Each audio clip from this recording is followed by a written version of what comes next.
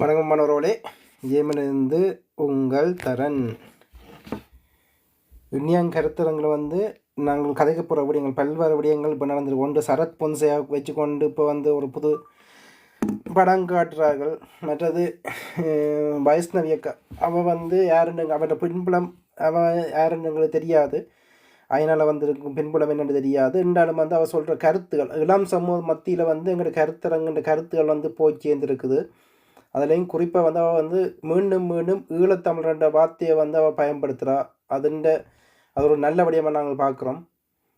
அதில் பல விடயங்கள் ஐபிசியில் கதைச்சிருக்கிறா. அது எங்களோட கருத்தரங்க நீங்கள் கேட்டிருந்தீங்கன்னா அதுக்குள்ளே ஒன்று முறை இது விடயம் இந்த ராஜ் டேவிட் நாங்கள் போன முறையே இதன்றிருந்தோம். அதில் அவர் தொடர்ந்து எங்கள் மக்கள் மத்தியில் ஒரு ஊடகவியாளர் செய்யக்கூடாத விடயங்களாக நாம் பார்க்குற விடயங்களை அவர் கதைக்கு அவற்றை பேச்சு திறனால் இந்த அனுரா அரசாங்கத்துக்கான ஆதரவு சேர்க்கிற விடயத்தை அவர் தொடர்ந்து செய்து கொண்டிருக்கிறார். ஆனால் நாங்கள் சொன்ன விடயங்களை அவர் கதைச்சிருக்கிறார். இது ரெண்டு விதமாக இதில் பார்க்க வேண்டியிருக்கு அந்த விடயங்களை. அதை பற்றி நாங்கள் எழுதினோம். அதோட முக்கியமாக இன்றைக்கு விடிய அரசனை என்ற இதில் அந்த காசா யுத்தத்தை பற்றி காய்ச்சி இஸ்ரேல் இதை போர் யுத்தத்தை பற்றி காய்ச்சி கொண்டு வந்தவ. அப்போ நான் விடியோவில் நான் ஒழும்பும் போது பேருந்து இந்த மண்டை ஃபுல்லாக எப்படி போகுது இலங்கையும் இஸ்ரேலியும் ஃபுல்லாக கணக்கா எப்படி போகுது அந்த சினாரியோக்குள்ள இந்த மண்டைக்குள்ள ஓடிக்கொண்டு வந்துக்குது. அதில் பற்றி நாங்கள் உலக அரசியலையும் இதில் சேர்த்து கதைக்க போகிறோம். வணக்கம் கதிரண்ணா. வணக்கம் வணக்கம். எப்படி இருக்கிறீங்க? நலமா இருக்கிறேன். நீங்கள் எப்படி இருக்கிறீங்க? நாங்களும் சுகமாக இருக்கிறோம். இன்னைக்கு கன விடயங்கள் நடந்திருக்குது. நேரங்கள் தான் பத்தாம இருக்கக்கூடிய மற்றபடி எங்களை சுற்றி நிகழ்வுகளுக்கு பஞ்சம் இல்லையா? இதுல தரன் கருத்தரங்குக்குள்ள போக முதல்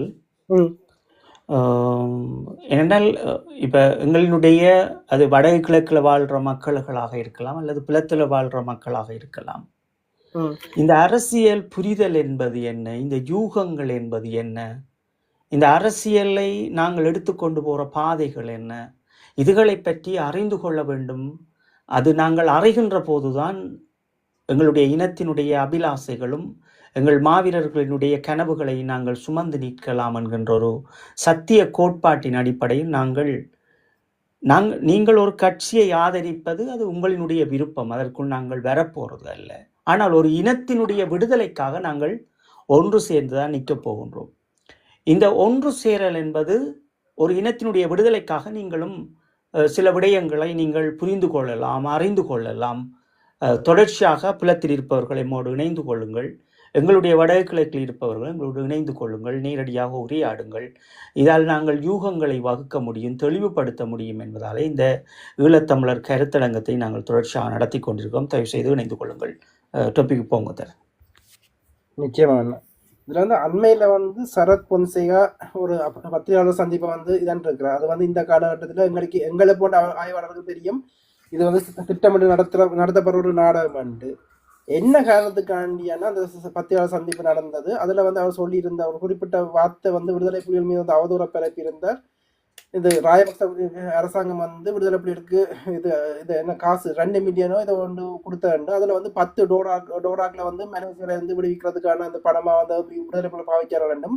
அதில் பேருந்து இறுதி யுத்தத்தில் 150 இராணுவத்துக்கு அந்த கப்பல் மூலம் கொல்லப்பட்டதுக்கு அது காரணமாக போனான்ற ஒரு இது கிரியேட் பண்றார்.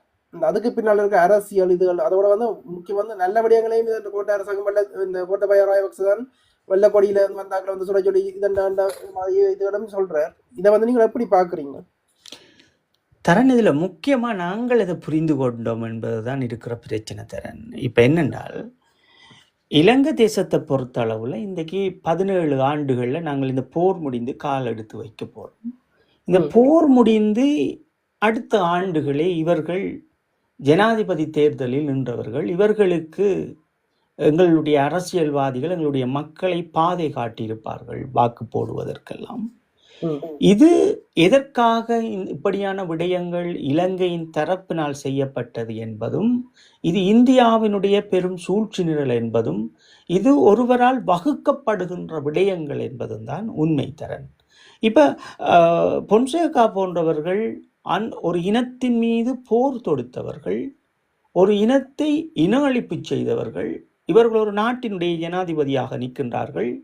அங்கே அந்த மக்களை வைத்து, ஒரு இன அழிப்பு நடந்த மக்களை பெரும்பாலை வைத்து கொண்டே அரசியல்வாதிகளும் அந்த யூகங்களும் ஐக்கிய நாடுகள் சபைகளுடைய 30 தீர்மானத்தை நொறுக்கி எறிந்திருக்கும். இந்த 31 தீர்மானம் வருவதற்கு முன் இந்த LLRC என்று சொல்லப்படுகின்ற இந்த ஐக்கிய நாடுகள் சபைகளினுடைய ஆணைக்குழு முதலில் எங்களினுடைய ஈழத்தமிழர்களினுடைய இந்த இன அழிப்பை பற்றியது, காணாமலாக்கப்பட்டவர்கள், கையளிக்கப்பட்டவர்கள், என்ன துன்புறுத்தல்கள், என்ன வதைகள் நடந்தது என்ற தேடல்களோடு இதை நிரூபியவர்களுடைய அறிக்கைகள் எல்லாம் அங்கே பொன்சேகா கொண்டு வந்து உடைத்தெறிந்தார்கள். இதுதான் சத்தியம். அதற்கு பின் இவரை ஒரு மாய வலைக்குள் கொண்டு வந்து இவரை காப்பாற்றுவதற்காக இலங்கை அரசாங்கம் பல நடவடிக்கை செய்தார். இன்றும் அதைத்தான் செய்கின்றார்கள். என்னவென்றால், இன்று இவர்களெல்லாம் பாக்கி வந்தது போல் பேசுகின்றார்கள். இப்போ உங்களுக்கு ஒரு விடயம் என்னவென்றால், தமிழீழ விடுதலை புலிகளுடைய தலைமைத்துவத்திற்கு ஒரு நிதியை பரிமாற்றம் செய்ய வேண்டும் என்றால் அது ஒரு பேங்க் ஊடாகத்தான் வந்திருக்கும். அப்போ அந்த இலங்கையினுடைய தடயங்கள் அது ஏற்கனவே இருக்கப்படும். வேறு நாடுகளுக்கு அனுப்பப்பட்டிருந்தாலும் அதை எப்போவோ வெளியிட்டிருப்பார்கள். இதுவரைக்கும் இந்த வாயாலே அவர்கள் சாட்சியம் அளித்துக் கொண்டிருக்கிறவர்கள் தான் இவர்கள். இது ஒரு புறம்.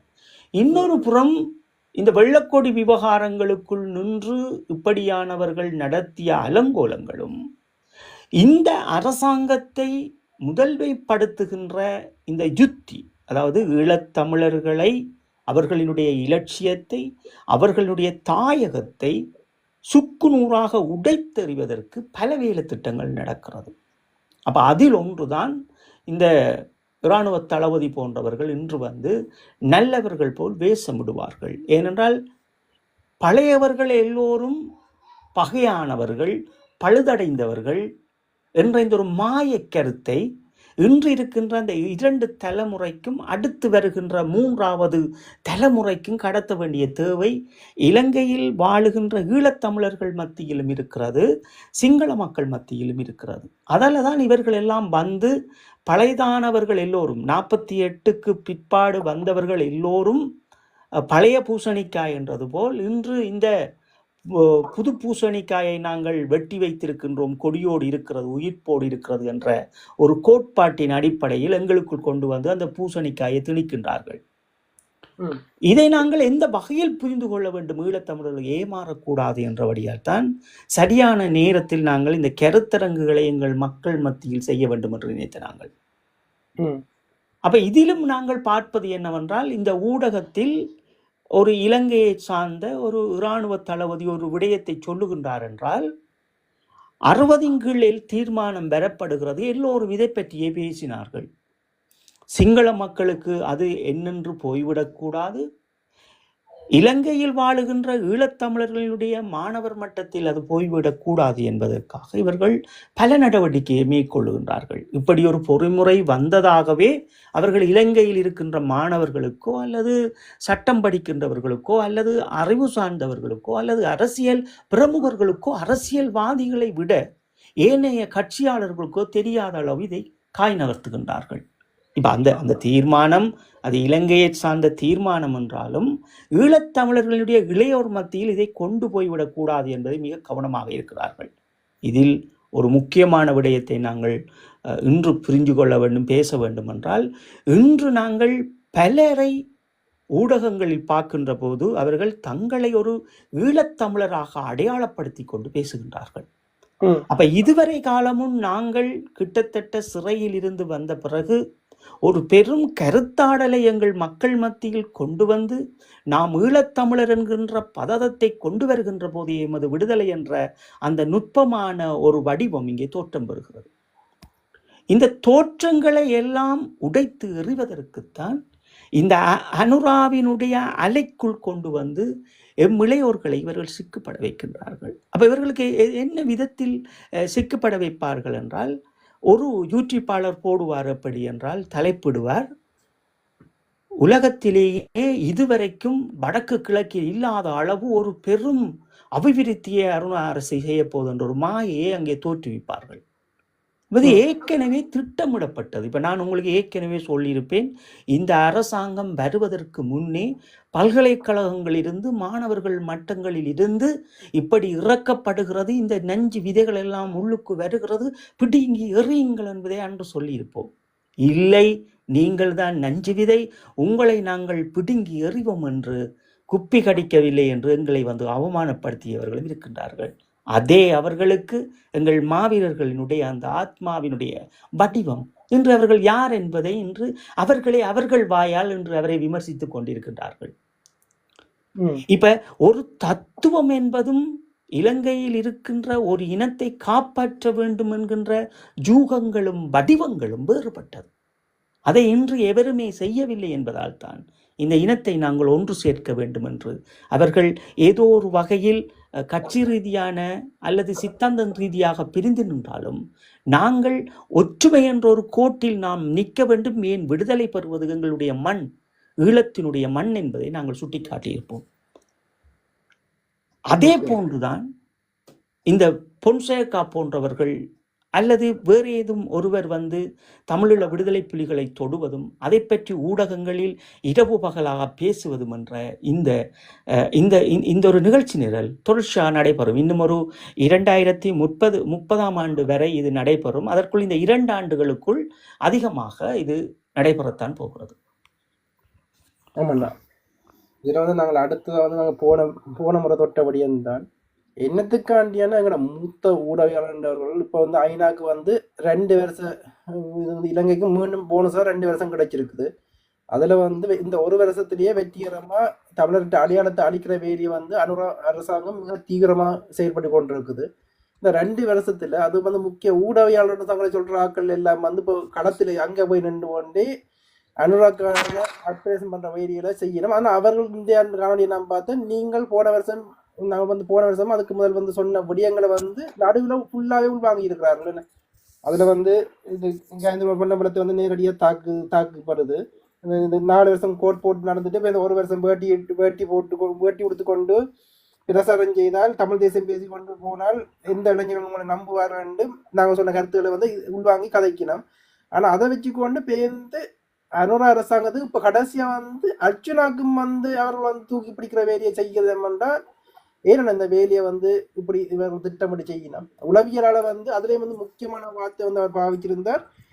இந்த சிங்கள ஜேபி கட்சியினர் வந்து தமிழற்ற காலில் போய் வந்து விழுந்து வாக்கு வைக்கணும்ண்டு. ஏன்னா பொதுவாக வந்து ஒரு அறிவான உடவையாளருக்கோ மக்களுக்கோ இனத்தின் மீது அக்கறை உள்ளவர்களுக்கோ தெரியும். ஒருவன் வந்து அந்த காலில் வந்து ஒருவன் எதிர்த்து நின்றவன், இனவாத கக்கினவன், எங்களை அழிச்சவன் வந்து காலில் வந்து விழுந்து எங்கள்கிட்ட வந்து ஐஸ் வைக்கிறான் என்றால் அப்படிங்கிற காலை உருகுறதுக்குத்தானே அவன் அந்த ஐஸ் வைக்கிறான் உண்மை வந்து இவர்களுக்கும் தெரியும். அப்படி தெரிஞ்சு கொண்டுமே நான் அப்படியான பரப்புரைகளை வந்து செய்கிறார்கள். தரன், இது ஒரு பெரிய டாபிக். இது நாங்கள் ஆறுதலா விவாதிக்க போறோம் இன்றைக்கு இதை பற்றி. இதில் முக்கியமா என்னென்றால் தரன், இப்ப ஈழத்தமிழர்களினுடைய இந்த வடக்கு கிழக்கினுடைய அரசியல் என்கின்ற இந்த யூகத்தை நாம் எப்படி கையில் எடுக்கின்றோம் என்பதை தான் நாங்கள் தொடர்ச்சியாக பேசியிருப்போம். அப்போ ஒரு இளையோர்களுக்கு தெரிய வேண்டும், எத்தனை தலைமுறைகள் உருவாக்கி கொண்டு வந்தாலும் இன்று நாங்கள் 2 தலைமுறைகளை தொட்டி செல்ல போகின்றோம். அப்ப இந்த 17 ஆண்டுகளை கடந்து நிற்கின்ற ஈழத்தமிழர்கள் மத்தியில் ஒரு விடயம் தெளிவாகப்பட வேண்டும் என்னவென்றால், ஈழத்தமிழர் என்று சொல்லப்படுகின்ற இந்த சொற்பதம் ஒரு நிழல் அரசில் வாழ்ந்தவர்கள். இந்த நிழலரசில் வாழ்ந்தவர்களை தோற்கடிக்க பெற்ற அதே இனம் எப்படி நாங்கள் எங்களுடைய இலட்சியத்தை பக்குவப்படுத்த வேண்டும் என்று அவர்கள் ஒவ்வொருவருமே இந்த இயற்கையான இந்த மாவீரர்களுடைய தியாகத்தோடு ஒட்டி நிற்கப்பட வேண்டியவர்கள். இது அவர்களிடமிருந்து எப்படி மாறுபடப்படுகிறது என்றால், அதுவும் புலத்தில் இருக்கின்றவர்கள் அவர்களுக்கு உடனே ஒரு பிரச்சனை என்று வருகின்ற போது அவருடைய குடும்பங்களுக்கு உடனே நிதிகளை அனுப்பி அந்த சிந்தனைகளை மறைத்ததால் தான் இது 2015 கூட பல அரசியல் தலைவர்கள் இந்த நிதி அனுப்புவதை சாப்பாட்டுக்குரியது போன்று அனுப்புங்கள், நீங்கள் ஆடம்பரத்துக்கு அனுப்பாதீர்கள் என்று சொன்னதற்கும் கொந்தளித்திருந்திருப்பார்கள் எங்களுடைய மக்கள். சரி, நாங்கள் விடயத்துக்கு செல்வோம். அப்போ எங்களுடைய மக்களிடம் இருக்கின்ற தெளிவுகள் என்ன என்றதை நாங்கள் இங்கே பார்க்க போகிறோம். இல்லை, 2 விடயம் பார்க்க போகிறோம். ஒன்று, ஈழத்தமிழர்களினுடைய இந்த இணையதளத்தில் வலம் பெறுகின்ற ஆசிரியர்கள், அதைவிட அறிவிப்பாளர்களாக இருக்கின்றவர்கள், அதில் விடவிட்டு எண்ணக்கூடிய அளவு ஒரு, நான் உங்களுக்கு எப்பவும் பதிவு செய்கிறது போல் ஐயா நிராஜ் டேவிட் அவர்கள் ஒரு ஈழத்தமிழர்களினுடைய ஒரு கிழக்கு மாகாணத்தினுடைய ஒரு மிக பெரும் ஒரு ஒரு ஒரு அறிவிப்பாளர்களாக இருந்தவர்கள், ஒரு தேடலினுடைய ஒரு அங்கமாக இருந்தவர்கள். இவர்களினுடைய செயல்பாடுகள் எந்த இடத்தில் முடக்கப்படுகிறது என்பதை உற்று நோக்க வேண்டும். நாங்கள் இப்போ உற்று நோக்குவது எப்படி என்றால், ஒரு விடயத்தை விளங்கி கொண்ட எங்களுடைய ஒரு ஆசிரியர் என்ன செய்வார் என்றால், அந்த இனம் எங்கே தோற்கடிக்கப்பட போகிறது என்பதை அவர் ஒரு ஒரு திடமாக மக்கள் மத்தியில் அவரின் ஊடகம் சார்ந்து அதை ஒரு நிகழ்வாவது ஏனும் செய்து அதை வெளிப்படுத்துவார்கள். இப்போ 24 மணி நேரம் ஈழத்தமிழர்களுக்காக அந்த ஊடகவியலாளர் நிற்காமல் விட்டாலும், ஒரு அரமணித்தியால மேனில் இந்த இளம் சமூகத்தை நான் கட்டமைக்க வேண்டும், எனது கடமை இது என்று சொல்லிக்கொண்டு நிற்பார்கள். இங்கே ஐயா நிராஜ் டேவிட்டை நாங்கள் ஒரு தொடர்ச்சியான காலங்களாக நாங்கள் மிக இறுக்கங்களோடும் பார்த்து கொண்டிருக்கின்றோம் என்றால், ஒரு முக்கியமான தருணத்தில் ஐயா நிராஜ் டேவிட் அவர்கள் எப்போதும் இந்த ஈழத்தமிழர்களுக்கான ஒரு சிந்தனை வடிவத்தோடு வந்து நின்றவர்கள் கிடையாது. அப்ப இவர்களெல்லாம் இன்று இதுக்கு முதல் தயார் செய்யப்பட வேண்டிய எங்களுடைய மக்களை எந்த இடத்தில் இவர்கள் தயார் செய்திருக்கிறார்கள் என்று பார்க்கின்றோம். அப்ப இன்று அவர் தயார் செய்வது போன்று ஒரு உளவியல் மாண்பினை அங்கே திணிக்கின்றார். அப்ப அவர் என்ன திணிக்க சொல்ல வருகின்றார் என்றால், ஒரு புறம் இன்று இந்த அனுரா அலை ஊடுருவ பெற்றிருக்கிறது என்று சொல்லிக்கொண்டு இந்த இளையோர்கள் மத்தியில் ஒரு அரசியல் புரிதல் இல்லாத அந்த தத்துவ காயையும் கொண்டு வந்து அங்கே வீசி விடுகின்றார். இது சில வேளை இளையோர் மத்தியில் எல்லோரும் போய் சென்று விட்டார்கள், நாங்களும் போகப் போகின்றோம் என்று இந்த 2 ஆண்டுகள் யுத்தியாக கூட இது இருக்கலாம்.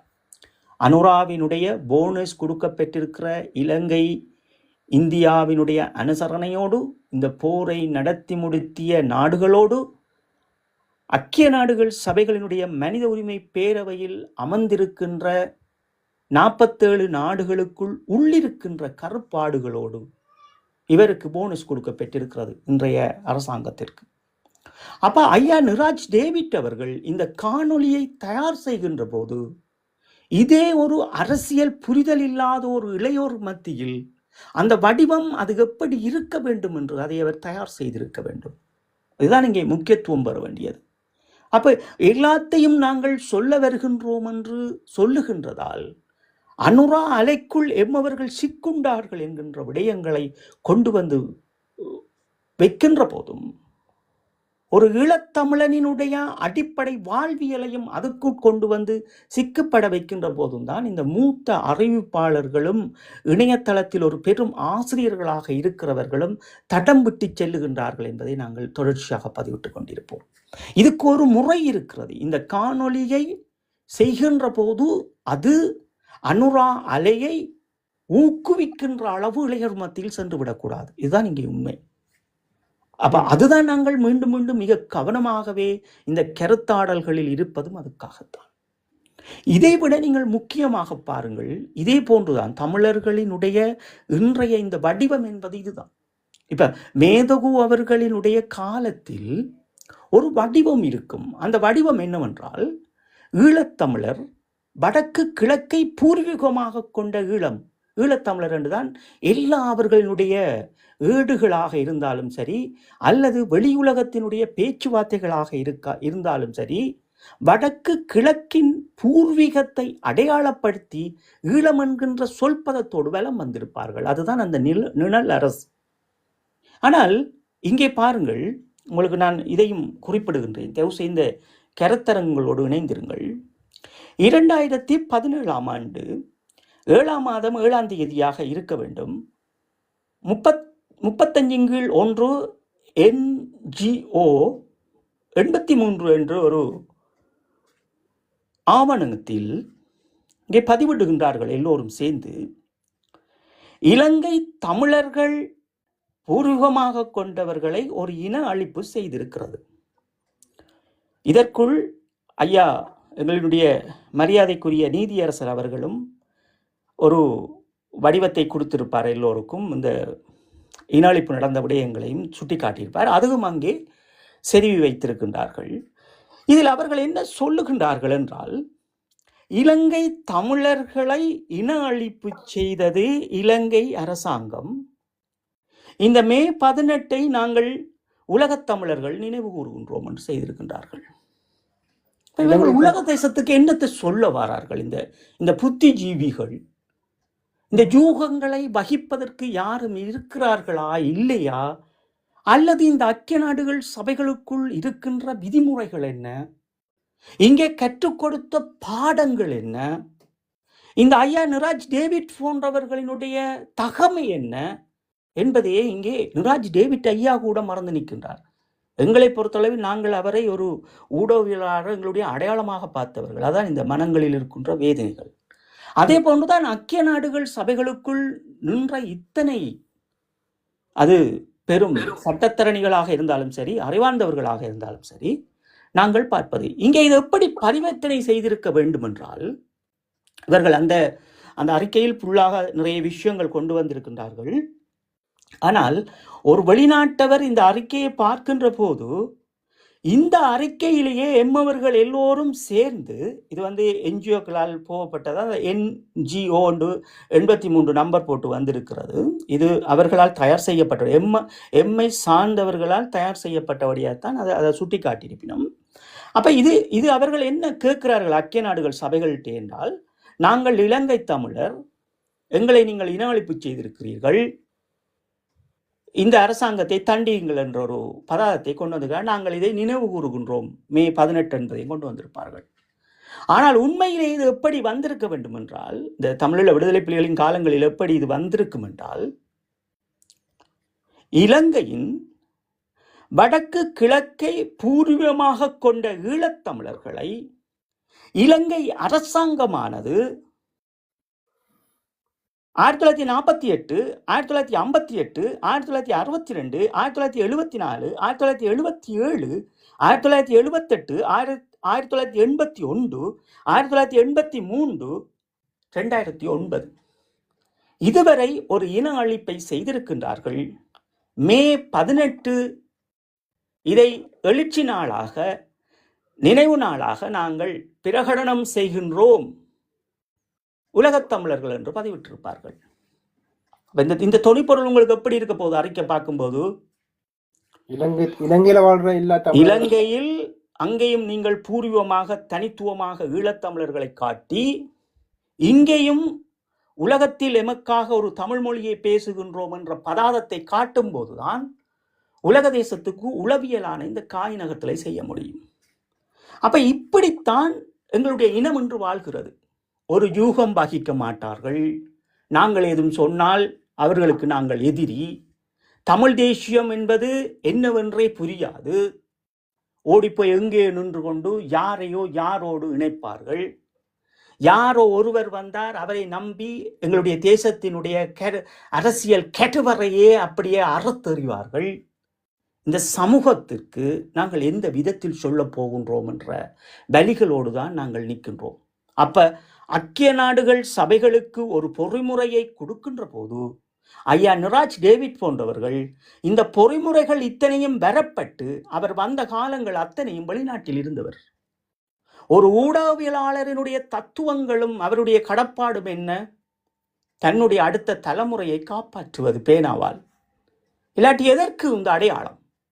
என்னை பொறுத்தளவில், கதிராகிய என்னை பொறுத்தளவில், நான் நிராஜ் டேவிட் ஐயா அவர்களை நான் அப்படித்தான் பார்ப்பேன். ஒரு எழுத்தாளன், ஒரு அறிவிப்பாளர் என்று சொன்னால் அப்படிதான் பார்ப்பேன். ஏன்னா எங்களுடைய தமிழீழ இசைக்குழுவில் மட்டக்களப் மாவட்டத்தை சேர்ந்த ஒரு லோரன்ஸ் என்ற ஒரு அறிவிப்பாளர் இருந்தவர். அவருக்கு ஒரு கையிலும் வெடி அவருக்கு இயலாது. அவர் ஒரு சிறந்த அறிவிப்பாளர்.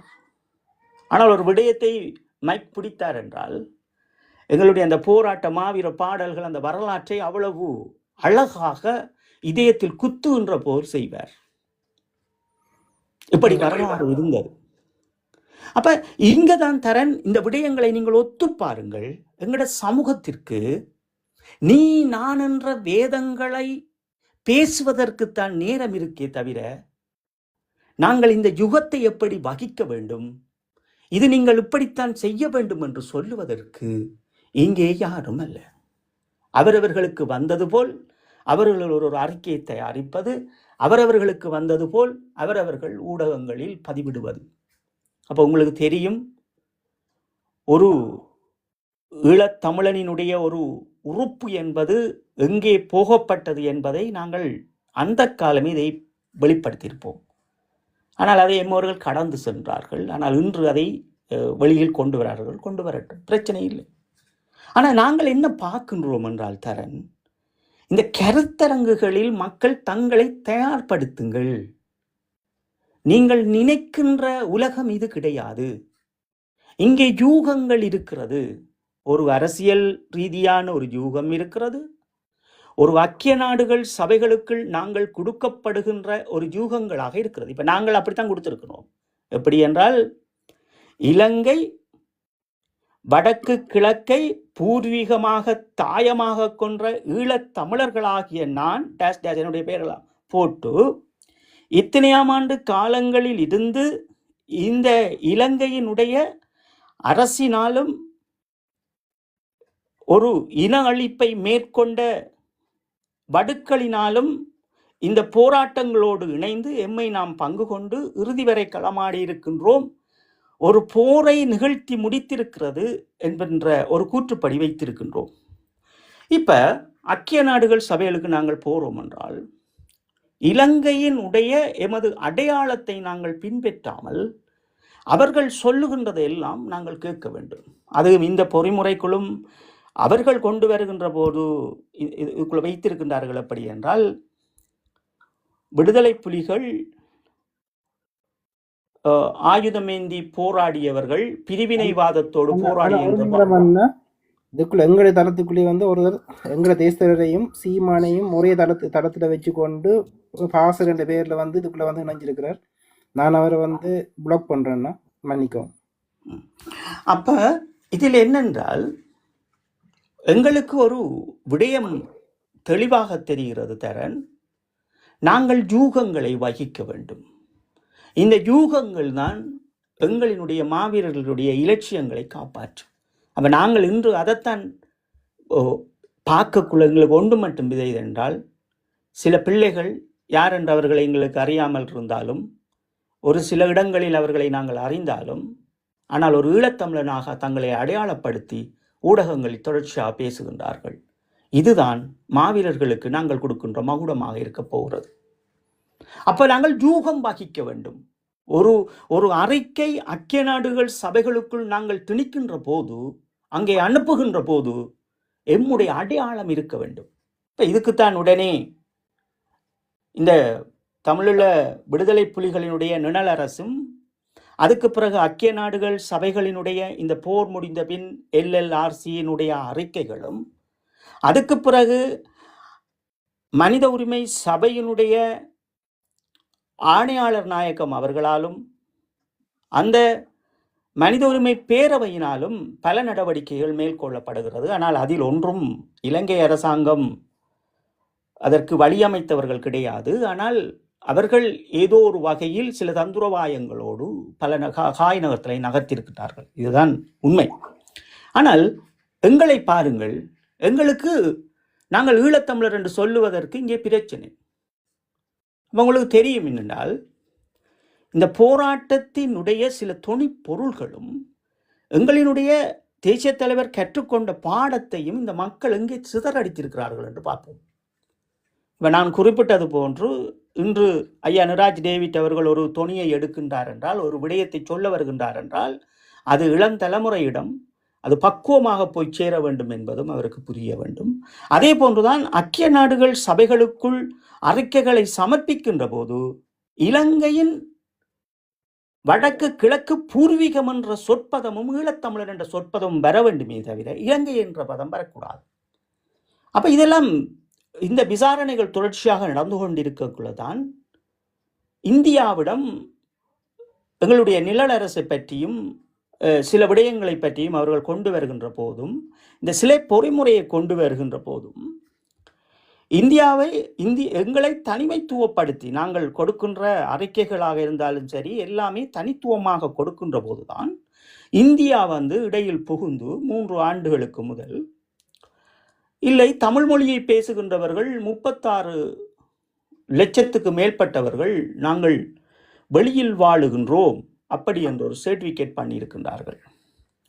அந்த 36 லட்சத்தையும் உள்ளடக்கிய தமிழ் மொழியை உள்ளடக்கியவர்கள் இந்த இந்தியாவின் நிகழ்ச்சிகளுக்கு பின்னால் நின்று கொண்டு தங்களை உலகத் தமிழர்களாக காய் நகர்த்துகின்றார்கள்.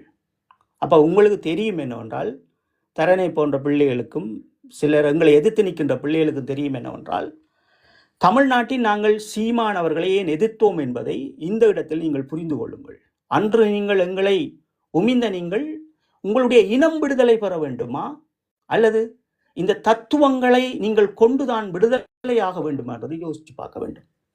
இது ஒரு இனத்தினுடைய விடுதலை. அப்ப இந்த ஒரு வடிவத்தை நாங்கள் இந்தியாவில் இருக்கின்ற சகோதரர் சீமான் அவர்களை நாங்கள் ஏன் ஏற்கவில்லை அந்த தத்துவத்தை என்றால், இந்த காசாவினுடைய விடுதலை என்பது மொழி மதம் வேறு இன்று இதயங்களால் உடைத்து எறிந்து இந்த நிலைக்கு இன்று கைதிகள் விடுதலையாகி கொண்டு வந்திருக்கின்றார்கள், கைதிகளையும் விடுதலையாக்குகின்றார்கள்.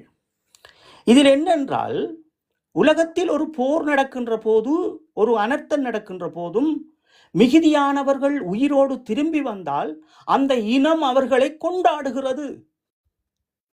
சரியா புரிந்து கொள்ளும் தரேன், இதை பதிவு செய்திருங்க திருப்பி. அப்ப எங்கட மக்கள் என்ன செய்யணும் என்றால், நாங்கள் 3 ஆண்டுகள் 4 ஆண்டுகள் என்று சிறையில கழிஞ்சிட்டு கடவுளுக்கும் எங்களுக்கு தான் தெரியும் என்ன நடந்ததுன்றது. அப்ப எங்கட மக்கள் என்ன சொல்றாண்டா நாங்கள் உண்மையான விடயத்தை கொண்டு வந்த உடனே நீங்க ஏன் குப்பி கடிக்கல என்று கேட்கிறீங்க. அப்ப நாங்கள் உங்களுக்கு என்ன சொல்றோம், ஒரு இனம் விடுதலையாக வேண்டும் என்றால் எம் பகுதியை சுற்றி இருக்கின்ற அத்தனை மொழி பேசுகின்ற மக்களும் எமக்காக குரல் கொடுக்க வேண்டும். அது 2009 தான் கொடுக்க வேண்டும் அல்ல, இனியும் கொடுக்க முடியும். அதற்குரிய யூகம் வகிக்க வேண்டும். அப்ப இந்தியா இந்த நடவடிக்கையை எப்படி மேற்கொள்ளுது என்றால், எம்மை சுற்றி சார்ந்திருக்கின்ற மொழிவழி மாநிலங்களில் இருக்கின்ற அந்த ஒரு யூகத்தை துடைத்தறிந்து வைத்திருக்க இதுவரைக்கும் எம் அரசியல்வாதிகள் அவர்களிடம் சென்று உங்களினுடைய அந்த பாராளுமன்றத்தின் ஒரு அரங்கேற்றம் வேண்டும், உங்களுடைய உறவு வேண்டும், எங்களுக்கு நீங்கள் அருகில் இருந்து இவ்வளவும் பார்த்த நீங்கள் உங்களுடைய பாராளுமன்றத்தில் இதை நிறைவேற்றுங்கள் என்று எந்த கல்விமானும் எந்த அரசியல் ஒரு பிரமுகரும் போய் நின்றவர்கள் கிடையாது. இப்ப ஏன் இவர்கள் எல்லாம் போய் நிக்கல என்றால், நாங்கள் இங்கே ஐக்கிய நாடுகள் சபைகளுக்குள் வந்த இந்த 2 வருடங்களும் சில விடயங்களை ஆய்வுகள் செய்து அந்த அறிக்கைகளை பார்க்கின்ற போதுதான் விளங்குகிறது என்னவென்றால், இந்த இந்தியா எங்களுக்குள் சூழப்பட்டிருக்கிறது. அப்ப அதனால் சீமான் அவர்களை கொண்டு வைத்து மொழிவழி மாநிலங்களாக எம்மை செல்லாதபடி எம்மை எதிர்ப்பதாகத்தான் அங்கு தேசிய தலைவருடைய படத்தை வைத்து கொண்டு எதிர்த்தார்கள். இதுல என்ன ஒரு முக்கியமான கேள்வி என்ன, இப்ப எங்களுக்கு உலகத்துல இருக்கிற எல்லாற்ற ஆதரவும் எங்கட நீதியான நேர்மையான கோரிக்கை அதை உலக மக்கள் மனச்சாட்சியை தொடரணும் என்றால் எங்களுக்கு அனைத்து மக்கள் ஆதரவும் தேவை. அதுல குறிப்பா தமிழ்நாட்டுல பக்கத்துல இருக்க தெலுங்கு, கன்னடா, மலையாளம் அப்படி இந்தியா ஃபுல்லா இருக்கிற மக்கள் ஆதரவும் தேவை, உலகத்துல இருக்கிற மக்கள் ஆதரவும் தேவை. அப்படி இருக்கும் போது ஒரு தடவை அதுக்குள்ள காய் எப்படி நான் இதை பாக்குறேன்னா, சீமானவர் அதுக்குள்ள காய் நகர்த்தி இந்த இவரை எங்கட முகமா இந்தியா இவரை எங்கட முகமாவை காட்டுதானே பிம்பமா இந்தியா உலகத்துல வேற எங்கட முகமா காட்டி மற்ற மாகாண மக்கள் அடிக்கும் போது அவர்கள் எங்களுக்கு எதிரி ஆகிறார்கள். ஆட்டோமேட்டிக்காவே இவர் விடுதலை புலிகள் முகமா அவங்க காட்டுறபடியால் அங்க இருக்கிற மக்களின் ஆதரவை நாங்க இழக்கிறோம். என்ன அதே மாதிரிதான் இப்போ விஜய் என்ற வரும்போதும் அதையும் இவர்கள் எங்கட முகமா காட்டி எதிர்த்து கொண்டிருக்கிறோம். என்ன இந்த இதுதான் நீங்க சொன்ன விடயமா இருக்குதானே? கண்டிப்பா தரேன். அப்ப இதுல நாங்கள் என்னத்தை புரிஞ்சு கொள்ளணும் என்றால், யூகம் வகிக்க வேண்டும். எங்களுடைய இனத்தினுடைய விடுதலை நாங்கள் தனியொரு மனிதருக்காக போய் சுருங்கப்பட்டுடக்கூடாது. அதற்காகத்தான் நாங்கள் கிட்டத்தட்ட இத்தனை ஆண்டுகளும் இந்த பிரச்சாரத்தை செய்திருப்போம். இவர்களுக்கு புரியாது, இவர்கள் என்னவென்றால் தமிழ் தேசியம் பேசுறது என்று சொல்லிக்கொண்டு அப்படியே நிற்பார்கள். எப்படி விடுதலையாக வேண்டும் என்கின்ற யூகங்களை இவர்கள் வகிக்க மாட்டார்கள்.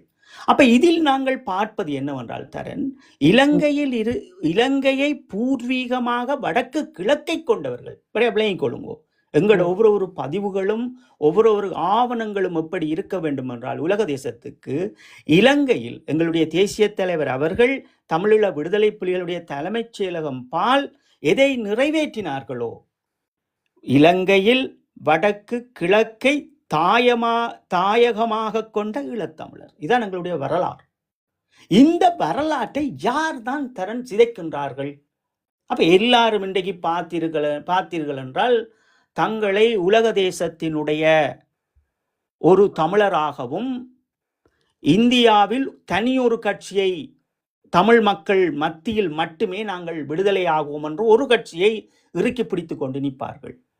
அப்ப இவர்களுக்கு நாங்கள் அதைத்தான் அறிவுரை சொல்லுகின்றோம். இவர்கள் எம்மை எதிரியாக பார்க்கின்றார்கள். நாங்கள் இந்த அண்ணா சொன்ன தத்துவங்கள் எல்லாம் எடுத்துக்கொண்டு உலகத்தில் இன்று இருக்கின்ற இந்த மனிதநேய செயற்பாட்டாளர்களும் இந்த நுட்பங்கள், அரசியல் நுட்பங்களை கற்றவர்களிடமும் நாங்கள் இப்படியான விடயங்களை கொண்டு செல்லுகின்ற போதுதான் அவர்கள் சில யூகங்களை எமக்கு புரிய வைப்பார்கள். இவர் என்ன நடந்திருக்கிறது அதை நாங்கள் சொல்றோம். பாருங்கள், நாங்கள் ஒரு அமைப்பு இருக்க வேண்டும். இந்த அமைப்பின் ஊடாக நாங்கள் பல வேலை திட்டங்களை செய்ய வேண்டும். விடுதலைக்குரிய எல்லா வேலை திட்டங்களை நாங்கள் முன்னின்று செய்ய வேண்டும் என்பதை சொல்லியிருப்போம். அதிலும் இன்றைக்கு நீங்கள் ஒரு பகுதியை கேட்டீங்களா உங்களுக்கு தெரியும்.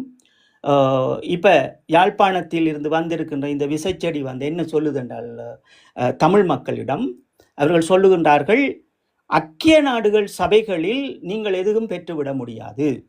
ஐக்கிய நாடுகள் சபைகளுக்குள் நிற்பவர்களும் உங்களுக்கு எதுவும் செய்துவிட முடியாது. என்னை நம்புங்கள், நான் உங்களுக்கு என்னோடு இணையுங்கள், நான் உங்களுக்கு மெட்ரோ விட்டு தாரேன், பஸ் விட்டு தாரேன் என்று சொல்லுகின்றார். இங்க என்னென்றால்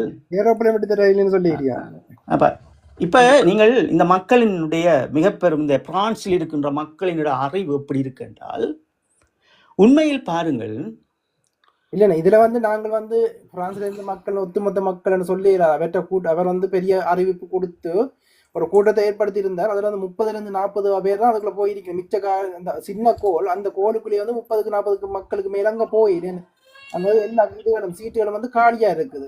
இவ்வளவுதான் இவர் இவ்வளவு பெரிய பிம்பத்தை காட்டிக்கொண்டு இவ்வளவு இதன்று கொண்டு சாவச்சேரியில இவ்வளவு வாக்கு பெற்றேன் என்று சொல்லி பிம்பம் காட்டுறதுக்கு பின்னால இவரால் ஒரு மக்களை இங்க திரட்ட முடியல. அதுக்கு மாறா சோசியல் மீடியா ஃபுல்லா இவரை கழுவி ஊத்தினோம்.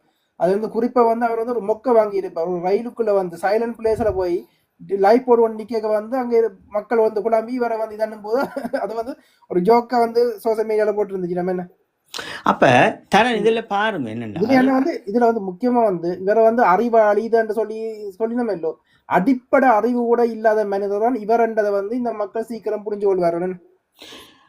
அப்ப தரன் இதுல நீங்க முக்கியமா பாருங்க என்னென்றால், எங்களோட சமூகத்தை நீங்கள் பாருங்க, ஐக்கிய நாடுகள் சபை என்பது தரன் ஒரு ஆயுதம் இல்லாத இனத்தினுடைய கவசம். ஈழத்தமிழர்கள் இதை கண்டிப்பா புரிய வேணும். ஏனென்றால் நாங்கள் சிறையில் இருந்த காலங்களில் இருந்து இந்த செஞ்சிலுவை சங்கம் போன்ற ஒரு மிக பெரும் தொண்டு நிறுவனங்களினுடைய செயல்பாடு என்பதும் இந்த மனித உரிமை என்பதும் எங்கள் இந்த பன்னி மண்ணில் போரிட்டு கம்பி வேலிக்குள் அடைக்கப்பட்டவர்களும் சிறை இருந்தவர்கள் வரைக்கும் அவர்களால் முடிந்த அளவு இந்த ரோட்டில் இருந்த பாயிண்டுகளில் இருந்து இந்த நடமாட்டங்கள் குறைக்கும் வரைக்கும் குறைத்திருக்கின்றார்கள். அதில் எந்த மாற்றும் அல்ல.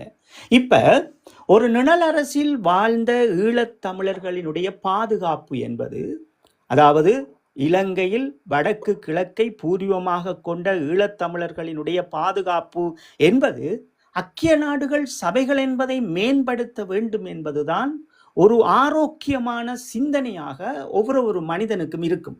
ஏனென்றால் இந்தியாவை பொறுத்தளவில் இந்தியா அரசானது எம் பெண்கள் மீது கையை வைத்து இதே இன அழிப்பை செய்திருக்கிறது. இதே சிறுவர்களை கொண்டு குவித்திருக்கிறது, இதே இளையோர்களை கொண்டு குவித்திருக்கிறது, இதே பெண்களினுடைய மானங்களையும் சூறையாடி இருக்கிறது. அப்ப இலங்கையும் இவர்களும் எமக்கு ஒன்றுதான். அப்ப எமக்கு ஐக்கிய நாடுகள் சபைகளுக்குள் நின்று வேலை செய்கின்ற இந்த அரச சார்பற்ற தொண்டு நிறுவனங்களும் இந்த அரச நிறுவனங்களும் சேர்ந்து இந்த மக்களை பெரும்பான்மை சிங்கள ஆதிக்கத்திடமிருந்து காப்பாற்றுவார்கள், இதை நம்பினார். அப்ப இன்றைக்கு ஒரு மாயை வலை இலங்கையில் பல யுத்திகளோடு நடந்து கொண்டிருக்கிறது. என்னவென்றால், தமிழர்களை ஒற்றுமித்த இலங்கையர்களுக்குள் வாழ பண்ணிவிட வேண்டும் என்றுதான் இந்த விசைச்செடி போன்றவர்களை அனுப்பும் போதே நாங்கள் இதை கிள்ளி எறியுங்கள் என்றே சொல்லி இருப்போம். அப்ப அதே போன்றுதான் இங்கேயும் இந்த புலத்தில் இருக்கிற மக்களுக்கு இன்றைக்கு நாங்கள் சொல்லுகின்றோம் என்னவென்றால், இந்த ஐக்கிய நாடுகள் சபைகளை நீங்கள் பயன்படுத்தாமல் ஐக்கிய நாடுகளில் பணியாற்றுகின்றவர்களை அவமானப்படுத்துகின்றதால் இங்கே நீங்கள் ஒரு எதுகுமற்ற ஒரு நிராயுதபாணியாக நிற்கப் போகின்றீர்கள். ஏன் நான் திருப்பி உங்களுக்கு இவ்வளவு காலமும் தொடர்ச்சியாக பார்த்தீங்கன்னா தெரியும், 2 விடயங்கள் நான் உங்களுக்கு தொடர்ச்சியாக சொல்லியிருப்பேன். ஒன்று, புலம்பெயர் தேசத்தில் இருக்கின்ற ஈழத்தமிழரினுடைய மிக பெரும் பலம், அந்த பலத்தை உடைப்பதற்கு பலவீனமாக்குகின்ற நடவடிக்கைகளையும் பேசியிருப்போம். அதே போன்றுதான் இன்றைக்கு ஈழத்தமிழர்களிடம் இருக்கின்ற இந்த ஐக்கிய நாடுகள் சபைகளினுடைய இந்த மனித உரிமை கவுன்சிலிங்கும் இந்த தொண்டு நிறுவனங்களும் எங்களினுடைய இந்த அமைப்புகளும் சேர்ந்து எங்களுடைய இந்த வடக்கு கிழக்கை நாங்கள் சிங்கள மக்களிடம் இருந்து ஓரளவு ஏனும் ஒரு பீதியை ஏற்படுத்துவதற்கு நாங்கள் இங்கே வைத்திருக்க வேண்டும். ஆனால் இந்த அர்ச்சுனா போன்றவர்கள் இது நாங்கள் 1 வருஷத்துக்கு முதலே பதிவிட்டுட்டோம். இன்றைக்கு சாவச்சேரியில நடக்கிற இதே ஒரு பொது வேட்பாளருடைய விடயம் ஐக்கிய நாடுகள் சபைகளுக்குள்ளே நடக்கும் என்பதை நாங்கள் சொல்லி வச்சு எடுத்து பாருங்க. நீங்கள் அப்படியே போய் பாருங்க. இது அப்ப இப்படியான விடயங்களை எங்களை மக்கள் முதலில் புரிந்து கொள்ள வேண்டும். முதலில் அரசியல் கருத்தரங்குகளில் இணைந்து கொள்ளுங்கள், உங்களுடைய கேள்விகளை தொடுங்கள்.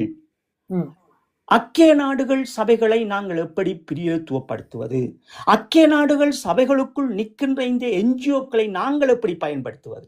இப்ப எல்லாரும் இன்றைக்கு வந்துட்டினம் என்னென்றால், தங்களை பெருமிதப்படுத்தணும்.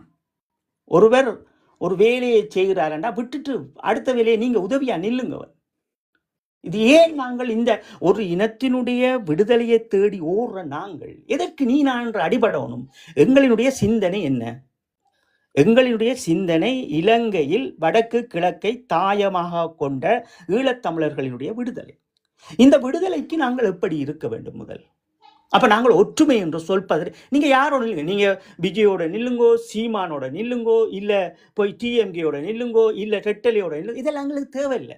எங்களுக்கு தேவை எங்கண்ட விடுதலை. இந்த விடுதலை விஷயத்தை மட்டும் நீங்க அறிஞ்சு கொள்ளுங்க. அது கூட சுய விருப்பம். நீங்க டிக்டாக்ல இருக்கிறது, அவருக்காக காணொளி போடுறது, சீமானுக்காக அல்லது விஜய்க்காக காணொளி போடுறது, அது வேறொரு விடயமாக இருக்கட்டும். அது ஒரு பொது அறிவு சார்ந்த விடயமாக இருக்கட்டும். இங்கே விடுதலையாக போறது எங்களுடைய இனம். எதற்கு இந்த எதிரியான முகங்களோடு இவர்கள் பார்க்கின்றார்கள் எம்மை? அப்ப இவர்களுக்கு புரிதல் காணாது. அரசியல் என்ற சித்தாந்தத்தினுடைய வழிகளும் யூகங்களும் இவர்கள் சீரோவாக இருந்து கொண்டு தங்களை பெருமிதம் காட்டிக்கொண்டு ஊடகங்களில் பலம் பெறுகின்றார்கள். இதுதான் உண்மை.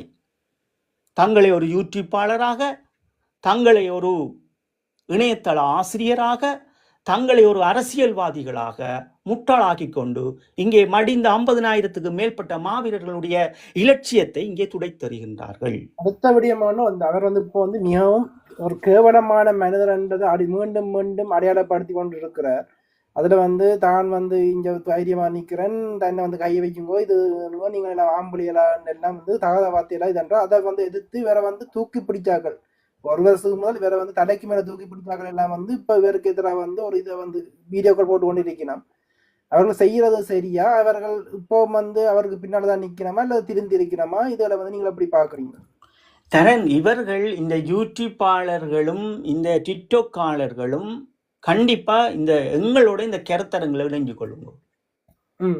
எங்களோட நீங்க இணைஞ்சு கொள்ளுங்க. முதலில் இந்த யூடியூப்ல இருந்து கொண்டு இந்த டிக்டாக்ல இருந்து கொண்டு கருத்தரங்கம் செய்கின்ற அத்தனை இலங்கையில் வடக்கு கிழக்கை பூர்வீகமாக கொண்ட ஈழத்தமிழர்கள் நீங்கள் எங்களோடு இணைந்து கொள்ளுங்கள். எங்களிடம் இருக்கின்ற விடயங்களை உங்களுக்கு பகிர்ந்து கொள்ளுகின்றோம். உங்களிடம் இருக்கின்ற விடயங்களை நாங்கள் கற்றுக்கொள்ளுகின்றோம். இங்கே ஒரு இனத்தினுடைய விடுதலை இருக்கிறது. இந்த விடுதலையை நாங்கள் எந்த யூகத்தில் பெற வேண்டும், எந்த விதத்தில் பார்க்க வேண்டும் என்கின்ற கோணங்களும் இருக்கிறது. இப்ப ஒருவர் வருகின்றார், ஒரு வெள்ளையும் உடுப்பையும் போட்டு அவர் டாக்டர் என்ற உடனே நீங்கள் சீல் பண்ணி இன்றைக்கு இவ்வளவும் செய்கிறீர்கள் என்றால் அதற்குரிய விடயங்களை பார்க்க வேண்டும். தோற்கடிப்பது எப்படி? தோற்கடிப்பது என்கிற ஒரு நடவடிக்கை அண்ணா சொல்லுவது போன்று இலட்சியம் துடைத்தல் எப்படி உங்களுக்கு துடைத்தறிவார்கள்? அண்ணா பொஸ்கோ அவர்களை சரியில்லைன்னுவார்கள், தங்கை நிசா அவர்களை சரியில்லைன்னுவார்கள், ரவி அவர்களை சரியில்லைன்னுவார்கள், அண்ணா உருத்ரகுமார் அவர்களை சரியில்லைன்னுவார்கள், இங்கால கிருபா அவர்களை சரியில்லைன்னுவார்கள், இங்கே எங்களை ஒரு சீமானை எதிர்க்கிற என்று சொல்லி எங்களை ஒரு எதிரியாக பார்ப்பார்கள். இந்த யுகங்கள் எல்லாம் ஏன் செய்கின்றார்கள்? எல்லோரும் ஒரு இனத்தின் விடுதலைக்காக ஓடிக்கொண்டிருக்கின்றோம். தெளிவுகள் சார்ந்ததும் அறிவுகள் சார்ந்ததும் படி அறிவுகளை பரிமாறிக்கொள்ளுவதும் அறிவுகளை பெற்றுக்கொள்ளுவதும் இனத்தினுடைய விடுதலை. ஒரு சொந்த வாழ்க்கைக்காக நாங்கள் பேசியவர்கள் கிடையாது. ஒரு சொந்த உழைப்புக்காக நாங்கள் எதுவும் செய்தவர் கிடையாது. நாங்கள் பேசுவதெல்லாம் மடிந்தவர்களினுடைய கனவுகளை நாங்கள் தூக்கி சுமக்க வேண்டும், அடுத்த தலைமுறையிடம் கையளிக்க வேண்டும். அப்ப இதற்கு நாங்கள் எல்லோரும் இணைந்து கொள்ளலாம். இங்கே நீ நான் என்ற வேதம் தேவையில்லை. ஒரு காணொளி போடும்போது அதுல வருகுது, அவங்க வந்து அந்த பயங்கரவாதிகள் என்று போடினோம். நான் பாட்டு எழுதி அதில் வெளியிட்டிருக்கேன். அதுல என்ன பயங்கரவாதி இருக்குது? எனக்கு மெஜைச்சு வருகுது. இந்த பாட்டு பயங்கரவாதிகள் இதன் இருக்கிறபடியா, சொற்பதம் இருக்கிறபடியா அதை ஓட விடாம தாங்க தடுக்கிறோம் என்று அழிக்க சொல்லி இதெல்லாம் ஏன் செய்யறீங்க? பேரை வந்து நீங்க பாய்க்கிறபடியா பயங்கரவாதிகளுக்கு இதை வந்து அந்த டிக்டாக் இதெல்லாம் யார் செய்கிறார்கள்? இதை உடைச்சொறியணும் என்றால் நாங்கள் ஒற்றுமையாக நிற்க வேண்டும். அப்ப இங்க என்ன, இங்க எதுல முதல் இருக்கணும்? ஈழத்தமிழன் எதுல முன்னுலமா நிற்க வேண்டும் என்றால் எல்லாத்தையும் களைந்து எறிந்துட்டு என்னுடைய இனம் ஒற்றுமையாகி ஒரு யூகத்தை வகிப்பதற்கு நாங்கள் தயாராக வேண்டும். கருத்துக்கள் வேறுபாடு இருக்கட்டும், கட்சிகள் வேதம் இருக்கட்டும், அதெல்லாம் இருக்கட்டும், அதில் நாங்கள் சரி செய்ய முடியும். ஆனால் முதலில் இந்த அரசியல் யுத்திகளையும் நுட்பங்களையும் யூகங்களையும் புரிந்து கொள்ள வேண்டும். அப்ப இன்றைக்கு இந்த அர்ச்சுனாவை சந்திக்க போகின்ற ஒரு ஒரு ஒரு இலங்கையில் பிறந்த வடக்கு கிழக்கை பூர்வமாக கொண்ட ஒரு ஈழத்தமிழருடைய மனங்களில் எப்படி இருக்கிறது? இந்த பாராளுமன்றத்தினுடைய நிகழ்ச்சி நிரல் என்ன? அடிப்படை அறிவு என்ன? 125 ஆசனங்களை கொண்ட இதே பாராளுமன்றத்தில் இவர் தனியொரு இதை கழித்தால் 224. இவர் தனியொருவராக இந்த பாராளுமன்றத்தை அலங்கரிக்க போகிறார். இந்த தேசிய தலைவரை எடுத்துத்தான் அங்க அவர் கொண்டு வர போறார், இல்லாட்டி மாவீரர்களை கொண்டு வர போறார். இதை மட்டும்தான் அறிய போறார், பேப்பரை தூக்கி அறிய போறார். 3 மொழியும் தெரிஞ்சபடியா அதுல உங்களுக்கு பெருசா தெரிய போகுது கதைக்கிறது. ஆனால் அது முக்கியம் அல்ல. இங்கே இவர் சேர்ந்த காலங்களில் இருந்து எங்களுடைய மக்களினுடைய எந்த தேடலோடு இவரை நம்பி வாக்களித்தவர்களினுடைய பிரதேசத்தினுடைய மாகாணத்தினுடைய வேலை திட்டங்களை செய்கின்றார். அப்ப உங்களுக்கு என்ன தெரியும்? ஒரு கிராமம், ஒரு கிராமத்தினுடைய அபிவிருத்தி, ஒரு மாவட்டத்தினுடைய அபிவிருத்தி, ஒரு மாகாணத்தினுடைய அபிவிருத்தி. இதைத்தான் 13வது திருத்தச் சட்டம் என்று சொல்லினோம். அப்ப இந்த 13வது திருத்தச் சட்டத்தை தான் தேசிய தலைவர் பல விளக்கங்களை கேட்டிருந்தார். இந்த இந்தியா வந்து 1987 இதை கொண்டு வந்து 88 இதை நிறைவேற்றப்படக்குள்ள அண்ணன் கேட்டது என்னவென்றால், இந்த மாநகர சபையினுடைய மாகாண சபையினுடைய எல்லையினுடைய பாதுகாப்பு சென்ட்ரல் கவர்மெண்ட்ல இருந்து எப்படி வழங்குவீங்கன்னு ஒரு கேள்வி கேட்டிருந்தார். அதுக்கு பதிலே கிடையாது சென்ட்ரல் கவர்மெண்ட் இருந்து. எல்லையினுடைய பாதுகாப்பும் அந்த ஊக்குவித்தலும், அதாவது இந்த மாநகர சபை மாகாண சபையை பாதுகாப்பது, சென்ட்ரல் கவர்மெண்ட் பாதுகாப்பது, நிதி விடயத்தை சீரமைப்பது, நிதி விடயத்தை ஆழ்மை பண்ணுவது, அதே மாகாண சபையும் அதை ஆள்வது, பல தத்துவங்களோடு என்ன பாதுகாக்கிறேன் எதை வந்து தேசிய வந்து கருவியை அளிப்பிருந்தவர்.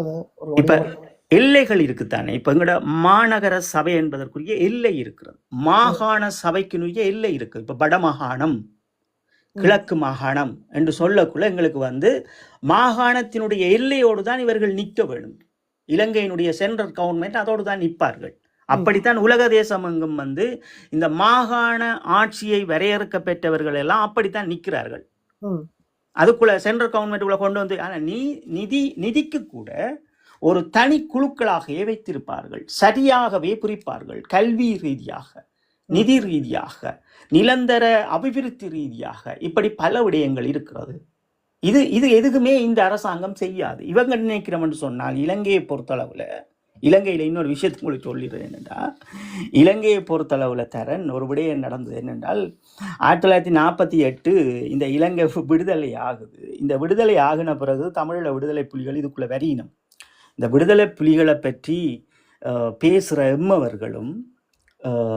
எம்மவர்களை சார்ந்தவர்களும் அதே போல இந்த இலங்கையில் வாழுகின்ற மக்களும் தமிழீழ விடுதலை புலிகள் என்று சொல்லப்படுகின்ற இந்த இலங்கையை பூர்வமாக வடக்கு கிழக்கை கொண்ட ஈழத்தமிழரும் ஆயுதமேந்தி போராடாமல் விட்டிருந்தால் இந்த மாநகர சபை கூட கிடைத்திருக்காது. 9 மாகாணத்தினுடைய சபைகள் கூட இங்கே நிறுவி இருக்க மாட்டார்கள். இது இந்தியாவினுடைய ஒப்பந்தங்கள் கீழாத்தான் இதுவும் பெறப்பட்டது. அப்ப இதெல்லாம் நாங்கள் புதிய குலங்களுக்கு என்ன விளங்குது என்றால், நாங்கள் இந்த இலங்கையில் வாழ்கின்ற அனைவருக்குமாக போராடியவர்கள். அப்ப இன்றைக்கும் நாங்கள் போராடுவது அதே போன்றுதான். எங்களினுடைய தாயக பூமி என்று தொடர்ச்சியாக நாங்கள் ஐக்கிய நாடுகள் சபைகளில் சுட்டி காட்டுகின்ற விடமும், நாங்கள் செல்லுகின்ற நாடுகள் அத்தனையும் நாங்கள் பேசுகின்ற பொருளும் இது தாயக பூமி என்கின்ற வார்த்தைகளோடு அவர்கள் பதிவிட வேண்டும். அதைத்தான் நாங்கள் சொல்றோம். நாங்கள் தாயகம், இந்த தாயக பூமி இலங்கையில் வடக்கு கிழக்கை கொண்ட பூர்வீகமான ஈழத்தமிழர்களுடைய அடையாளம் எல்லா இடங்களிலும் ரிசர்வ் பண்ணப்பட வேண்டும். இது இந்தியாவும் விட போறாது, இலங்கையும் விடாது என்று அவ்வளவுக்கு இங்கே துடைச்சு எறிஞ்சிட்டாங்க. இப்போ கொண்டு வந்து நீங்கள் எல்லாரையும் பாருங்க, ஒரு ஒரு ஒரு ஒரு செய்தி உங்களுக்கு சொல்லுவாங்க என்னென்றால், நாங்கள் உலகத்தமிழர்களாக இருந்தால் ஈஸியாக விடுதலை பெறலாம் என்று சொல்லுவாங்க. இங்கே தான் உங்களுக்கு வைக்கின்ற அடுத்த காய். எப்படி உங்களுக்கு சொல்லுவாங்கள் என்றால், நாங்கள் எல்லாம் உலகத்தமிழர்கள். அப்போ இந்த உலகத்தமிழர்கள் வட்டத்துக்குள்ள எங்களை கொண்டு வந்து ஏன் வைக்கணும் என்று இதுவரைக்கும் ஒருவரும் சிந்திக்க மாட்டேன். ஒரு ஒரு ஒரு ஊடகவியலாளர் கூட சிந்திக்க மாட்டார், ஒரு யூடியூப்பாளர் சிந்திக்க மாட்டார், ஒரு டிக்டாக்காளர் சிந்திக்க மாட்டார். இவங்க ஏன் சொல்லினம் உலகத்தமிழர்களுக்கு என்ன பிரச்சனை? இப்போ உங்களுக்கு என்னென்னா இப்போ உங்களுக்கு ஒரு எதிர்பார்ப்பு இருக்குது என்னென்றால், நாங்கள் உலகத்தமிழர் நாங்கள் விடுதலை, அது இங்கே நிச்சயமே கிடையாது. எல்லாரும் தங்களுடைய தனித்துவமாகத்தான் இங்கே விடுதலை ஆகிருக்கணும். நீங்கள் காசாவை இந்த நூற்றாண்டில் காசாவை எடுத்து பாருங்கன்னா தனி ஒரு அடையாளப்படுத்தி தான் தங்களை விடுதலை ஆகியிருக்கணும். அதிலும் இங்கே நான் குறிப்பிட்ட விடயம் அதான் இந்த நல்ல ஒரு நல்ல கலந்துரையாடலாக அமைஞ்சுது. ஐயா நிராஜ் டேவிட் ஒரு விடயத்தை கொண்டு வரும்போதே நல்ல ஒரு விடயம் வந்தது என்னென்றால், இந்த ஐக்கிய நாடுகள் சபைகளில் நாங்கள் கொடுக்கப்பெற்ற அந்த வார்த்தை உள்ளடக்கங்களும் இந்த இலங்கை தமிழர்கள் என்கின்ற அந்த சொற்பதத்தை நாங்கள் பார்க்கின்றோம். இது ஒரு ஜூகமாக நாங்கள் பார்க்கின்றோம். இது ஒரு காய் நகர்த்தலாக பார்க்கின்றோம். எங்களினுடைய அடுத்த தலைமுறையினுடைய அடையாளமாக நாங்கள் பார்க்கின்றோம். ஏனென்றால் இதைத்தான் நமக்கு கற்பித்தது. அப்ப அவர் கற்பித்ததை இன்றைக்கு எல்லாரும் மறந்துட்டு, அப்ப மறந்தபடியால் எங்களுக்கு நினைவூட்ட வேண்டியது எங்களுடைய கடமை. சரி, வந்தவருக்கு வாய்ப்பளிங்க தரேன், பேசுவோம். வணக்கம் ஹரணண்ணா. ஹரணா நினைக்கிறீங்களோ? 1974 நினைக்கிறீங்களோ?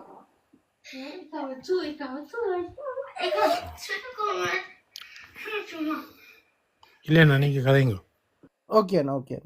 உங்களோட மீட் பண்ணுற கொஞ்சம் சவுண்டாக இருக்குது. கதறண்ணா, இதில் இவ்வளவு கருத்து நீங்கள் சொல்லியிருந்தீங்க. இந்த ராஜ்ய இதையும் இதன் இருக்கிறீங்க. இதில் ஒன்றுமொரு விடயம் நாங்கள் காசா கூட இதுக்கு போக முதலன்னா அதையும் நாங்கள் எத்தனை தடவை கதைச்சிருக்கிறோம். அந்த விடிய அதையும் நாங்கள் தொட்டு தான் இந்த விடயத்தில் அதையும் நாங்கள் இணைக்கத்தான் வேணும்.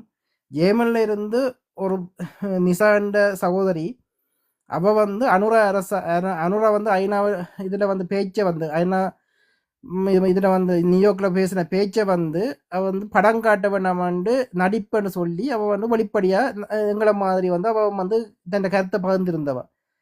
அதுக்கு அன்றாண்ட ஐடி விங், அதில் அன்றாண்ட ஐடி விங்கில் சிங்களவரில் அவர்கள் யாரோட இயக்காமல் என்னத்துக்காண்டி எங்கட மொழி பேசுகிற சகோதர மதத்தில் இருக்கிற இஸ்லாமிய மதத்தில் இருக்கிற மக்களை பயன்படுத்தி அவ மீது அவ சொல்லாத கருத்து மீது அவதூறுகளை பரப்பினோம். அதிலே இறுதியாக ஒரு இது பார்த்தேன், ஒரு வீடியோ பார்த்தேன். அதில் வந்து ஒரு பெண்ணை வச்சு, ஒரு இஸ்லாமிய பெண்ணு தன்னை வந்து கருதுறா. அவள் வந்து இஸ்லாமிய மக்களாலேயே அந்த கீழே கொமெண்ட்டுக்கு போய் பார்த்து இஸ்லாமிய மக்களாலேயே வந்து வெறுக்கப்படுற ஒரு நபராக இருக்கிறான். ஆனால் அவள் அனுராக்கு பின்னால் போய் இருக்கிறான். அனுராக்கு பின்னால் போய் நிற்கிற அனைவரையும் பார்த்தாலும் தரக்குறைஞ்ச வார்த்தைகளால் ஒருமையில் ஒரு அவதூறுகளை பரப்புற மனிதர்களாக இருக்கணும். அது தமிழர் தரப்பில் இருந்து பார்க்குற அனுராக்கு பின்னால் போய் நிற்கிறார்களை பார்த்தாலே உங்களுக்கு வெளிப்படையாக விளங்குது இப்படிப்பட்ட மனிதர்களுக்கு பின்னாலேயே அனுரா இருக்கிறார். அப்போ இவர்களை பார்க்கும்போது அனுரா எப்படிப்பட்ட இந்த ஒரு ஒழுக்கமற்ற மனிதர்ன்றது இவர்கள் அந்த அவருக்கு பின்னால் நிற்கிற ஆக்களை பார்த்தாலே தெரியும். என்ன அப்படிப்படும் போது வந்து இந்த விடயத்தை வந்து நீங்கள் எப்படி பார்க்குறீங்களா? சார், இதுல நீங்க பல விடயங்களை பார்க்கணும். என்னென்றால் இப்ப அனுரா ஒழுக்கமற்றவர் அப்படி என்று நீங்க பார்க்கக்கூடாது. அது மிக தவறு. இப்ப நீங்கள் ஒரு மரத்துல வந்து பல காய்களும் கனிகளும் கிடைக்கும். அதுல 1-2 தான் உதவாமை இருக்கும். அப்ப நாங்கள் அனுரா அவர்கள் சூட்சமங்களால ஈழத்தமிழர்களை வந்து விழுத்துறார் என்றது எமக்கு தெரிந்து நாங்கள் இத்தனை ஆண்டுகளாக இந்த பிரச்சாரத்தை மேற்கொண்டாலும் நாங்கள் அவர் மீது குற்றங்களை சுமத்தி விட முடியாது. இதை நீங்கள் தெளிவாக புரிந்து கொள்ள வேண்டும். சரி, தங்கை நிசா அவர்களுடைய பிரச்சனைக்கு வருவோம்.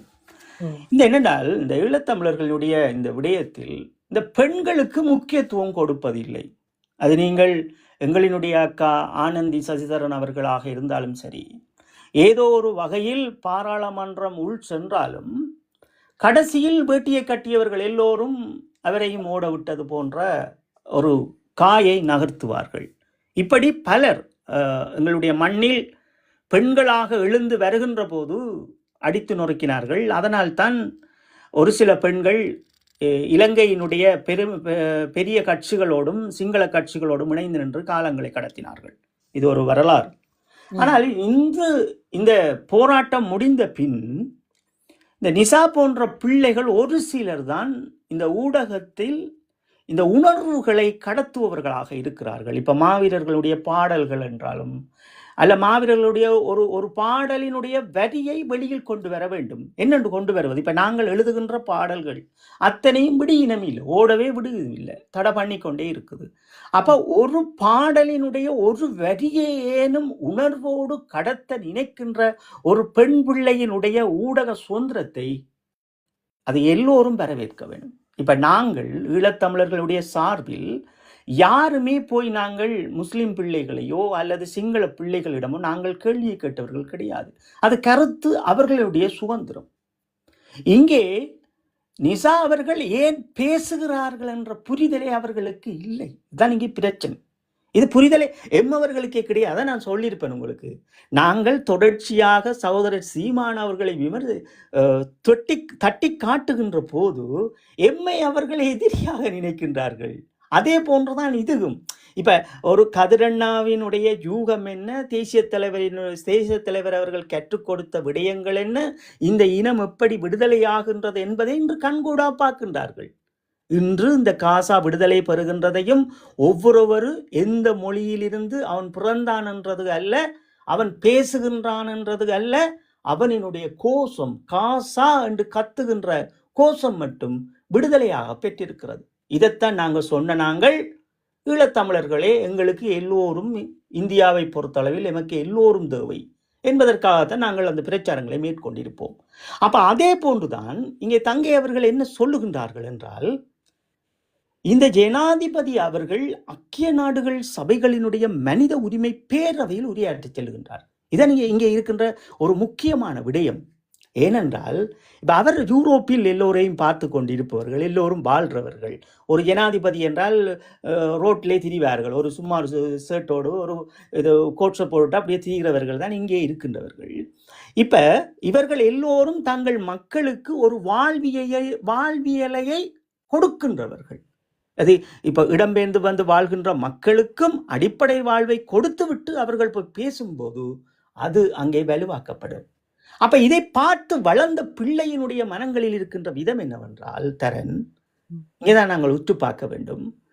இந்த ஜனாதிபதி அவர்கள் வந்து 1 வருடங்கள் யாழ்ப்பாணம் செல்லுகின்றார், அந்த செம்மணிக்கு போகாமல் செல்லுகின்றார். அது இந்த பிள்ளைகளின் எங்களுடைய இந்த பெண் பிள்ளைகளினுடைய மனங்களை தர நிறைய பாதிக்கும். என்றால் இப்போ பெண் பிள்ளைகளினுடைய மனங்கள் எப்படி பாதிக்கப்படும் என்ற உங்களுக்கு தெரியும். இப்போ செம்மணி என்று எடுத்தாலே தங்கை கிருசாந்தி அவர்களினுடைய விடயம் எல்லார கண்ணுக்குள்ளும் நிற்கும்.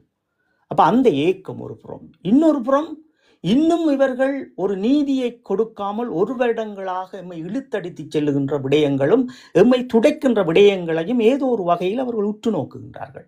அதனால் அவர்கள் மனங்களில் இருக்கின்றதை இந்த ஜனாதிபதியிடம் கேட்பது, ஐயா நீங்கள் காசாவை பற்றி பேச போகின்றீர்கள் உலக தேசத்துக்கு, முதலில் எங்களை சரிப்படுத்துங்கள் என்று கேட்பதில் நியாயம் இருக்கிறது.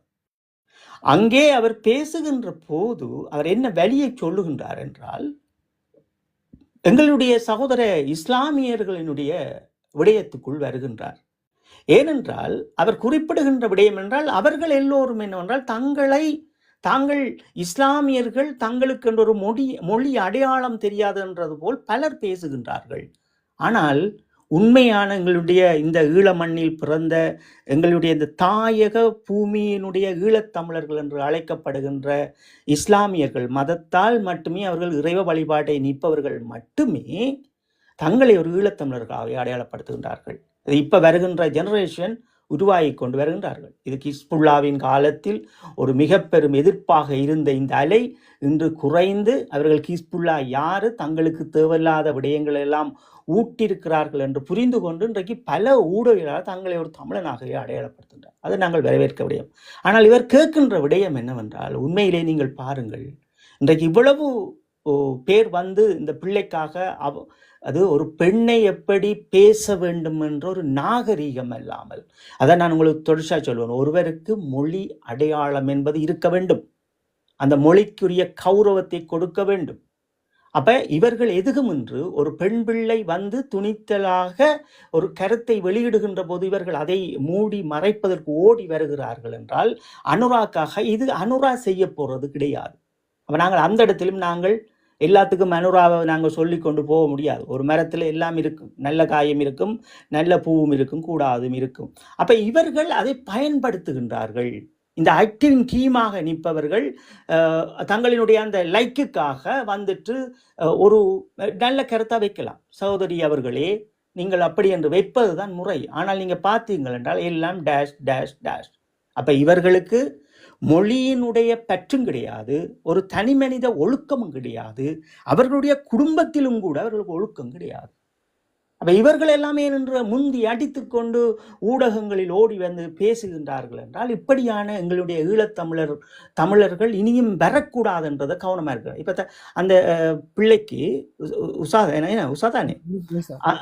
நிசா அந்த சகோதரி அவர்கள் ஊடகங்களுக்கு வருவதை பார்த்து இன்னும் 4 பேர் வர வேண்டிய நேரத்தில் இப்படியான விமர்சனங்களை பற்றி வராமல் விடுவார்கள். அப்ப இந்த யூகத்தையும் அவர்கள் வகிக்கின்றார்கள். நாங்கள் சொல்லுவது அதுதான், இதையெல்லாம் கடந்து நின்று உங்களுக்கு என்ன இணையதளம் என்பதும் கருத்துச்சுவம் சுதந்திரம் என்பதும் அது உங்கள் மனதில் இருக்கிறத நீங்கள் பேசலாம். ஜனாதிபதி நீங்க எவரிடமும் கேட்கலாம். நீங்க பாத்தீங்க எல்லா ஜனாதிபதிக்கும் அடிச்சிருக்கணும், செருப்பறிஞ்சிருக்கணும், எல்லாம் நடக்குது, அதெல்லாம் பார்த்து கொண்டுதான் இருக்குது. எல்லாமே நாங்கள் கேட்கலாம், எங்களுக்கு எல்லா உரிமையும் இருக்கு. ஆனால் அவர்களும் எந்த விடயத்தை கேட்க வேண்டும் என்ற முறையில் கேட்க வேண்டும். ஒழுக்கமற்ற ரீதியில் கேட்பது அவருடைய பண்பும் அவருடைய பழக்கமும் அவர்களுடைய அடிப்படை குடும்ப கட்டுமானங்களே நமக்கு புரிகிறது என்றால் நாங்கள் அதை கடந்து போகலாம். இதை பற்றி பேச தேவை இல்லை. ஆனால் நாங்கள் எங்களுடைய கருத்தரங்கம், ஈழத்தமிழருடைய கருத்தரங்கம் சார்பாக நாங்கள் இப்படியான பிள்ளைகளுக்கு ஊக்குவிக்க வேண்டுமே தவிர இதை பயந்து ஒடுங்கிட வேண்டாம் என்றதை நாங்கள் கொடுக்க வேண்டும், அந்த சுதந்திரத்தை கொடுக்க வேண்டும் என்பதற்காக நாங்கள் இந்த நேரத்தை இன்று நாங்கள் எடுத்திருப்போம். இன்றைக்கான நம்முடைய என்ன ஒலிம்பிக்கு அரசனை காட்சி கொண்டு விடயம் இந்த காசான போர் நிறுத்தவும் இனி நடக்க போகிற விடயங்கள் இப்படி என்ற காட்சி கொண்டிருக்கே இந்த மண்டையில் ஏதோ இயற்கையாக இலங்கையும் காசாயும் இந்த ஒத்து வச்சு கணக்காக இது விடயங்கள் ஓடிக்கொண்டு இருந்துச்சு. இது இனி காசாயம் இலங்கையில் நடந்த மாதிரி தான் செய்ய போயிடமோ, இனி நெத்தன்யாவு மக்கள் மத்தியிலேயே அந்த இதை பார்த்தீங்கன்னா மக்கள் மத்தியிலேயே பலத்த எதிர்ப்பு ஆர்ப்பாட்டங்கள் நடந்து கொண்டிருந்த நேரத்தில் தான் இந்த 2000 மக்களுக்கு மேற்பட்ட இஸ்ரேலிய மக்களை படுகொலை செய்யப்பட்டு அதுக்கு 7ஆம் தேதி அக்டோபர் மாதம் அதுக்கு பிறகு இவர் போர் என்று அறிவித்து தன் ஆட்சியை காப்பாற்றி இருந்தார். நல்லதாக ஆட்சியை கலைஞ்சிருக்கிற சிச்சுவேஷனாக இருந்தது. என்ன அப்படி இருந்தபோது ஒரு போரை நடத்தி 68,000 மக்களுக்கு மேற்பட்ட ஆக்களை படுகொலை செய்து எத்தனையோ 2000 மக்களுக்கு பதிலளிக்கிறண்டு இவ்வளவு மக்கள் அதோட வந்து அந்த அந்த இது காசா இதையே வந்து சுடுவராக்கி வச்சுக்கிறான். எல்லா கட்டிடங்களையும் உடைச்சு நொறுக்கி ஹாஸ்பிட்டல் அடிச்சு நொறுக்கி அது வந்து இங்க உலகத்துல ஃபுல்லா வந்து ஒரு எதிர்ப்பு வந்த பிறகுதான் அவன் வந்து சர்வதேச இது வந்து சர்வதேச எழுந்த இது எதிர்ப்புக்கு அவர்கள் வந்து மனத்தத்துவ ரீதியில இவர்கள் வந்து மனத்தத்துவ ரீதியில வல்லுநர்ன்றது ஆயுத பலம் மட்டும் இல்லை மனத்தத்துவ ரீதியில வந்து மேற்குலகம் வந்து கொடி அந்த கொடியேந்தி பறக்குன்ற ரீதியில தான் இது வந்து அரபு நாட்டு மக்களுக்கு கிடைச்ச வெற்றி இல்லை. இது வந்து மேற்குலகத்தின் மனத்தத்துவ ரீதியான இது கோட்பாடு கிடைச்ச வெற்றியைத்தான் நான் இதை பார்க்கிறேன். இந்த எதிர்ப்பு வரும்போது அதை எப்படி உடனே மாற்றி ட்ரம்பை வந்து முன்னுக்கு வச்சு எப்படி இவர்கள் நாடகம் ஆடுகிறார்கள். ஆனால் வந்து இனிமேல் வந்து இப்போதைக்கு போர் தர்றதுக்கு சந்தர்ப்பம் இல்லை. இந்த உலகம் பார்த்து கொண்டு இருக்குது. மக்களோட மனநிலை எப்படி இருக்கட அவருக்கு தெரியும். என்னுடைய இப்போ வந்து அந்த போர் நிறுத்தம் இதான். அதுக்கு பிறகு வந்து ஹமாஸ் இயக்கம் வந்து திருப்பி வருது. திருப்பி வந்து தங்களுக்கு எதிராக செய்யப்பட்டவர்கள் எல்லாம் இப்போ நடு ரோட்டை விட்டு சுடுவது என்ன பேச்சுவார்த்தைகள் நீ நடக்குது. நீ வந்து உலக நாடுகளை நீ திருப்பி அந்த காசாக்கு வந்து காசு கட்டி திருப்பி கட்டுற வேலையில தான் செய்யுது. இதை வந்து நீங்கள் எப்படி இந்த இந்த இந்த இதில் வந்து நீங்கள் இந்த போரில் இறுதி வரை நின்ற ஒரு போராளியா தேசத்திற்கு அண்மை நின்ற ஒரு போராளியை வந்து இது களத்தை பார்த்த நீங்கள் அதுக்கு பிறகு சிறை வாழ்க்கை அதை அந்த சித்திரவதை அனுபவிச்சு இப்போ நீங்கள் வந்து உலகத்தில் இந்த வெளிநாட்டுக்கும் வந்து இந்த உலகத் தமிழர்களை இந்த ஈழத்தமிழர்கள் வந்து உலகம் ஃபுல்லாக பறஞ்சிருக்கிற ஈழத்தமிழர்களையும் வந்து நீங்கள் பார்த்துட்டீங்க. இதை வந்து நீங்கள் எப்படி பார்க்குறீங்களா தரன்? இதில் நாங்கள் இன்றைக்கு இந்த காணொளி தொடங்க முன்பே இந்த காசாவினுடைய கைதிகளினுடைய விடுதலையும் அந்த இடத்துல வந்து எங்களுடைய நினைவுகளை தட்டி கொண்டு போகிற விடயங்களும் உங்களோட நான் பகிர்ந்து கொண்டிருப்பேன். அப்படி ஒரு விடயம் அந்த கைதிகள் எண்ணக்குள்ளையும் அந்த மக்கள் ஆரவாரம் செய்கின்ற போதும் அவர்களை வரவேற்கின்ற போதும் எங்களுடைய மக்கள் எங்களுடைய குடும்பங்களை கூட கவனிக்காவிட்டார்கள். எங்களுடைய குடும்பமே ஓடி ஓடி இரவு பகலாக கோயிலும் சட்டங்களும் கோட்ஸுகளும் என்று ஏறி அலைஞ்சு திரிஞ்சு விடுதலையை பெற்று தந்தார்கள். ஆனால் இதில் வந்து நீங்கள் இதுக்கேற்ற மாதிரி ஒரு பாடலை வந்து இயற்றி இருக்கிறீர்கள். அதை வந்து ஒன்று வழியுறையில் அதில் வந்து ஒரு சில வார்த்தைகள் வந்து பாட முடியுமா? அதில் முக்கியமாக பல வரிகளை நான் அதில் கொண்டு வந்திருப்பேன். அது ஒரு இன்றைக்கு காசா அதில் நிறைய வலிகள் இருக்குது. அதை இப்போ வலி கொண்டு வரணுன்றதுக்காக நான் நிறைய அந்த வரிகளை நான் அதில் வச்சிருப்பேன். அதில் முக்கியமாக அந்த பாடல் நான் எழுதிட்டு தரேன்.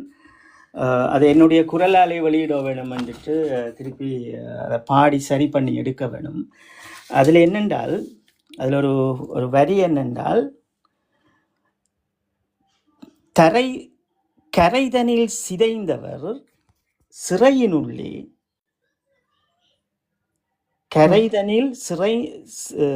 கரைதனில் சிதைந்தவர் சிறையினுள்ளே. அந்த பாடட்டான் நான் அதை பாடுங்க. அது முன்னுக்கு எப்படி பல்லை வரும் என்றால் என்னுடைய தேசத்தினுடைய நாயகனை வணங்கித்தான் வருகிறது. கந்தபுரம் தனையாளும் கந்தனே உன் வெளி பாராயோ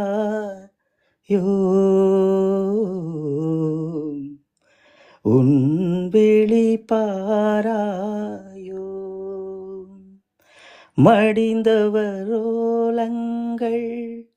என் விழிகளின் ஈரங்கள் மடிந்தவரோலங்கள்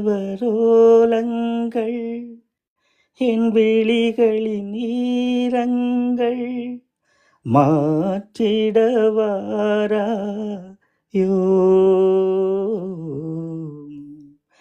நீ ஏனும் வாராயோ கந்தபுரம் தனையாளும் கந்தனே உன் விழி பாராதோ உன் விழி பாராயோ நீதி தேவதை ஐநாமன்றின் விழிகள் மூடியதோ எங்கள் உரிமையும் புரிந்திடுமோ ஈழத்தின் கனவுகள் உலகின் தேசங்கள் கரைந்ததே கரைதனிலே நந்தி கரையினிலே வேஷங்கள் போட்டிடும் தமிழ் தேசிய போர்வைகள் எதிரியின் அறுபடைகள் எங்கள் தேசத்தின் தலைவிதிகள் கந்தபுரம் தனையாளும் கந்தனே உன் விழி பாராயோ உன் விழி பாராயோ மடிந்தவரோலங்கள் என் விழிகளில் ஈரங்கள் மாற்றிடவாராயோ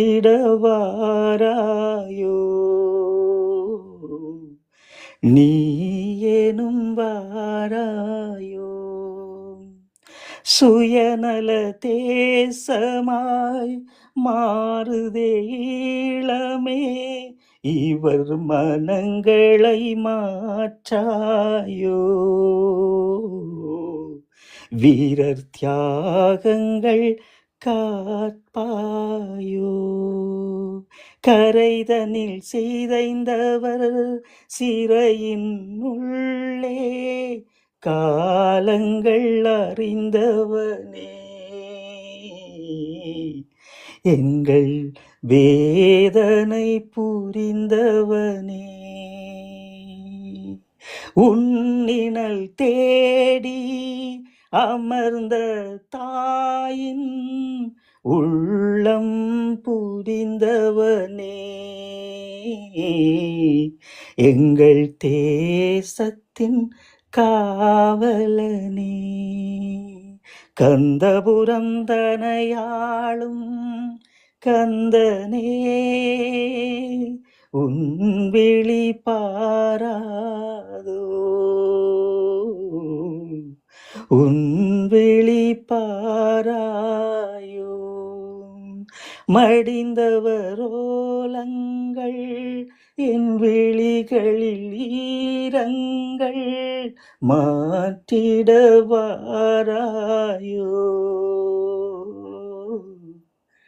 நீ எனும் வாராயோ. அது எப்படி முடியும்?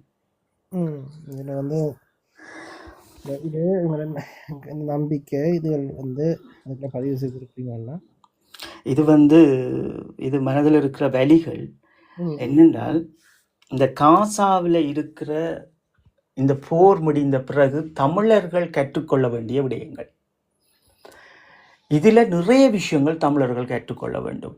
அந்த மண் எப்படி விடுதலை ஆகியிருக்கிறது, அந்த மக்களினுடைய ஒற்றுமை எப்படி இருக்கிறது, உலக பரப்பில் அவர்களுடைய பிரச்சாரங்கள் எப்படி இருந்திருக்கிறது, எந்த வடிவங்களில் யூகங்களை அமைத்திருக்கிறார்கள், இதற்கு பின்னால் நின்ற நாடுகளினுடைய யூகங்கள் என்ன, இதையெல்லாம் நாங்கள் புரிந்து கொண்டு கற்றுக்கொண்டு இப்ப ஐக்கிய நாடுகள் சபைகளில் வருகின்ற பொறிமுறைகளில் கற்றுக்கொண்ட பாடங்கள் என்று தொடர்ச்சியாக பதிவு செய்வார்கள். இப்ப நாங்கள் என்ன பாடத்தை கற்றுக்கொண்டிருக்கின்றோம் எல்லோரும்? இதே இலங்கையின் வடக்கு கிழக்கை தாயகமாக பூர்வீகமாக கொண்ட ஈழத்தமிழர்கள் நாங்கள் எதை கற்றுக்கொண்ட பாடமாக எடுத்திருக்கிறோம்? இங்கே ஒன்றுமே கிடையாது. இன்றைக்கு பேசுவது நாளைக்கு அதை மறந்து விடுவது, நேரம் இருக்கிற நேரம் இணையதளத்தில் ஏறுவது, பேசுவது, அதை கடந்து செல்வது. இது ஒரு யூகம் வகிக்க வேண்டும். இது இது இழுக்கின்ற தேர் அல்ல. இந்த 50,000 உயிர்களினுடைய தியாகங்களை நாங்கள் இழுக்க வேண்டும், சுமக்க வேண்டும் என்றால் அது இந்த பூர்வீகமாக நின்று தன்னை ஒரு ஈழத் தமிழனாக அடையாளப்படுத்தி கொண்டு காசா எப்படி யூகங்களை வகித்தார்களோ நாங்கள் அப்படி வகிக்க வேண்டும். அதிலும் அரசியல் என்கின்ற இந்த ஒரு வித்தையை ஈழத்தமிழர் கற்றுக்கொள்ள வேண்டும். இந்த அரசியல் வித்தை மொழி அறியாத மனிதர்களுக்குள்ளும் ஒரு ஈழத்தமிழனின் வலியை சொல்ல வேண்டும். இதான் இங்கே இருக்கின்ற ஒரு மிக பெரும் அரசியல் காய் நகர்த்தலாக காசாக்கு இருக்கப்பட்டிருக்கிறது. காசாவினுடைய 2 வருட இந்த ஐக்கிய நாடுகள் சபைகளினுடைய அனுபவம், நான் கண்ட அனுபவங்களும், அங்கே இந்த ஐக்கிய நாடுகள் சபைகளை இந்த உறுப்பு நாடுகளும் இந்த மனிதநேய செயற்பாட்டாளர்களும் அரச சார்பற்ற மனிதநேய செயற்பாட்டாளர்களும் அதை எப்படி தூக்கி நின்றார்கள் என்ற அந்த யுகம் எல்லாம் நாங்கள் புரிந்து கொள்ள வேண்டும். அதுதான் நாங்கள் தொடர்ச்சியாக சொல்லுவது. இங்கே விமர்சனங்களை கடந்து துணையாக நில்லுங்கள். ஒரு இனம் விடுதலை பெறுவதற்கு விமர்சனங்களை கடந்து துணையாக நில்லுங்கள். ஒருவர் ஒரு விடயத்தை உடைத்து எறிகிறார் என்றால், ஒரு தேசத்தினுடைய விடயத்தை உடைத்து எறிகிறார் என்றால், நீங்கள் அவரை இனம் காண வேண்டும். எமது இனத்திற்கு எது பலம் எது பலவீனம் என்பதையும் புரிய வேண்டும். இன்றைக்கு எல்லாரும் தங்களுக்கு தெரிந்தது போல் இன்று வரைக்கும் இந்த அனுரா அலையை கொண்டு வந்து சிதறடிக்க வைத்திருக்கின்ற எங்களுடைய வடக்கு கிழக்கை நாங்கள் எப்படி மீள் அமைப்பு செய்ய போகின்றோம், எப்படி இந்த அரசியலை நாங்கள் யூகம் வகிக்கப் போகின்றோம். இதெல்லாம் ஒரு இலகுவான விடயம். யூகங்கள் வகிப்பது என்பது அரசியலில் அதை உடன் சரி செய்வது. ஒரு நாள் ஒரு பெரும் எழுச்சியோடு ஒரு யூகத்தை உருவாக்குவது. அதுக்கெல்லாம் இவர்களுக்கு அறிவும் காணாது துப்பும் காணாது. இப்படித்தான் 6வது ஒரு கோமாளி வந்து வீரரோடு நிற்கின்ற போதும் போய் நிற்பார்கள். அங்கேயும் சாவைச்சேரிலையும் செய்தது போல் தான் எவ்வளவு பிள்ளைகளை நாங்கள் அடையாளம் காட்டினோம். பாராளுமன்ற தேர்தலுக்கு என்னதான் சைக்கிள் கட்சியில் நிற்கின்ற தலைவரை எதிர்த்தாலும் அதில் நின்ற பிள்ளைகளின் பேரை கூட நாங்கள் சுட்டி காட்டியிருந்தோம். தமிழ் தேசியம் எந்தே நிற்க வேண்டும், யாரையெல்லாம் நீங்கள் தெரிவு செய்ய வேண்டும் என்பதையும் மக்களிடம் சுட்டி காட்டியிருந்தோம். இந்த மண்ணும் மக்களுக்குமாக போராடியவர்களையும் உதறி எறிந்தார்கள், தேசியவாதிகளையும் உடைத்தறிந்தார்கள். அப்ப இதெல்லாம் நாங்கள் என்னத்தை கற்றுக்கொண்டோம்? என்னை பொறுத்தளவில் இன்று நான் கற்றுக்கொண்டது ஈழத்தமிழர்களுடைய விடயங்களிலும் இந்த காசாவினுடைய விடயங்களிலும் ஒன்றுதான். இந்த மனங்களில் வந்த வலிகள் இங்கே கவிதைகளாலும் பாடல்களாகவும் ஆக்கப்பட்டிருக்கிறது. இதே போன்றுதான் வடிவங்கள் கொடுக்க வேண்டும். எங்களுக்கு ஈழத்தமிழர்களை பார்த்தால் பரிதாபமாக இருக்கிறது. தன்னுடைய சொந்த அடையாளம் சொல்ல வெட்கம், ஓடிப்போய் தான் ஒரு உலகத்தமிழர் என்று ஒழித்து நிற்பது. இன்னொரு புறம் அது யாரோ ஒருவருடைய பிள்ளைதான் மடிந்திருக்கிறது என்றது அதற்கும் போய் கண்டும் காணாமல் நின்று விட்டு விளக்கேற்றி போட்டு வருகிறது. நானும் போனேன் என்ற ஒரு செல்வியை எடுத்து போடுகின்ற யுகம் இந்த 17 ஆண்டுகளாகவும் மலர்ந்து கிடக்கிறது என்பதுதான் உண்மை.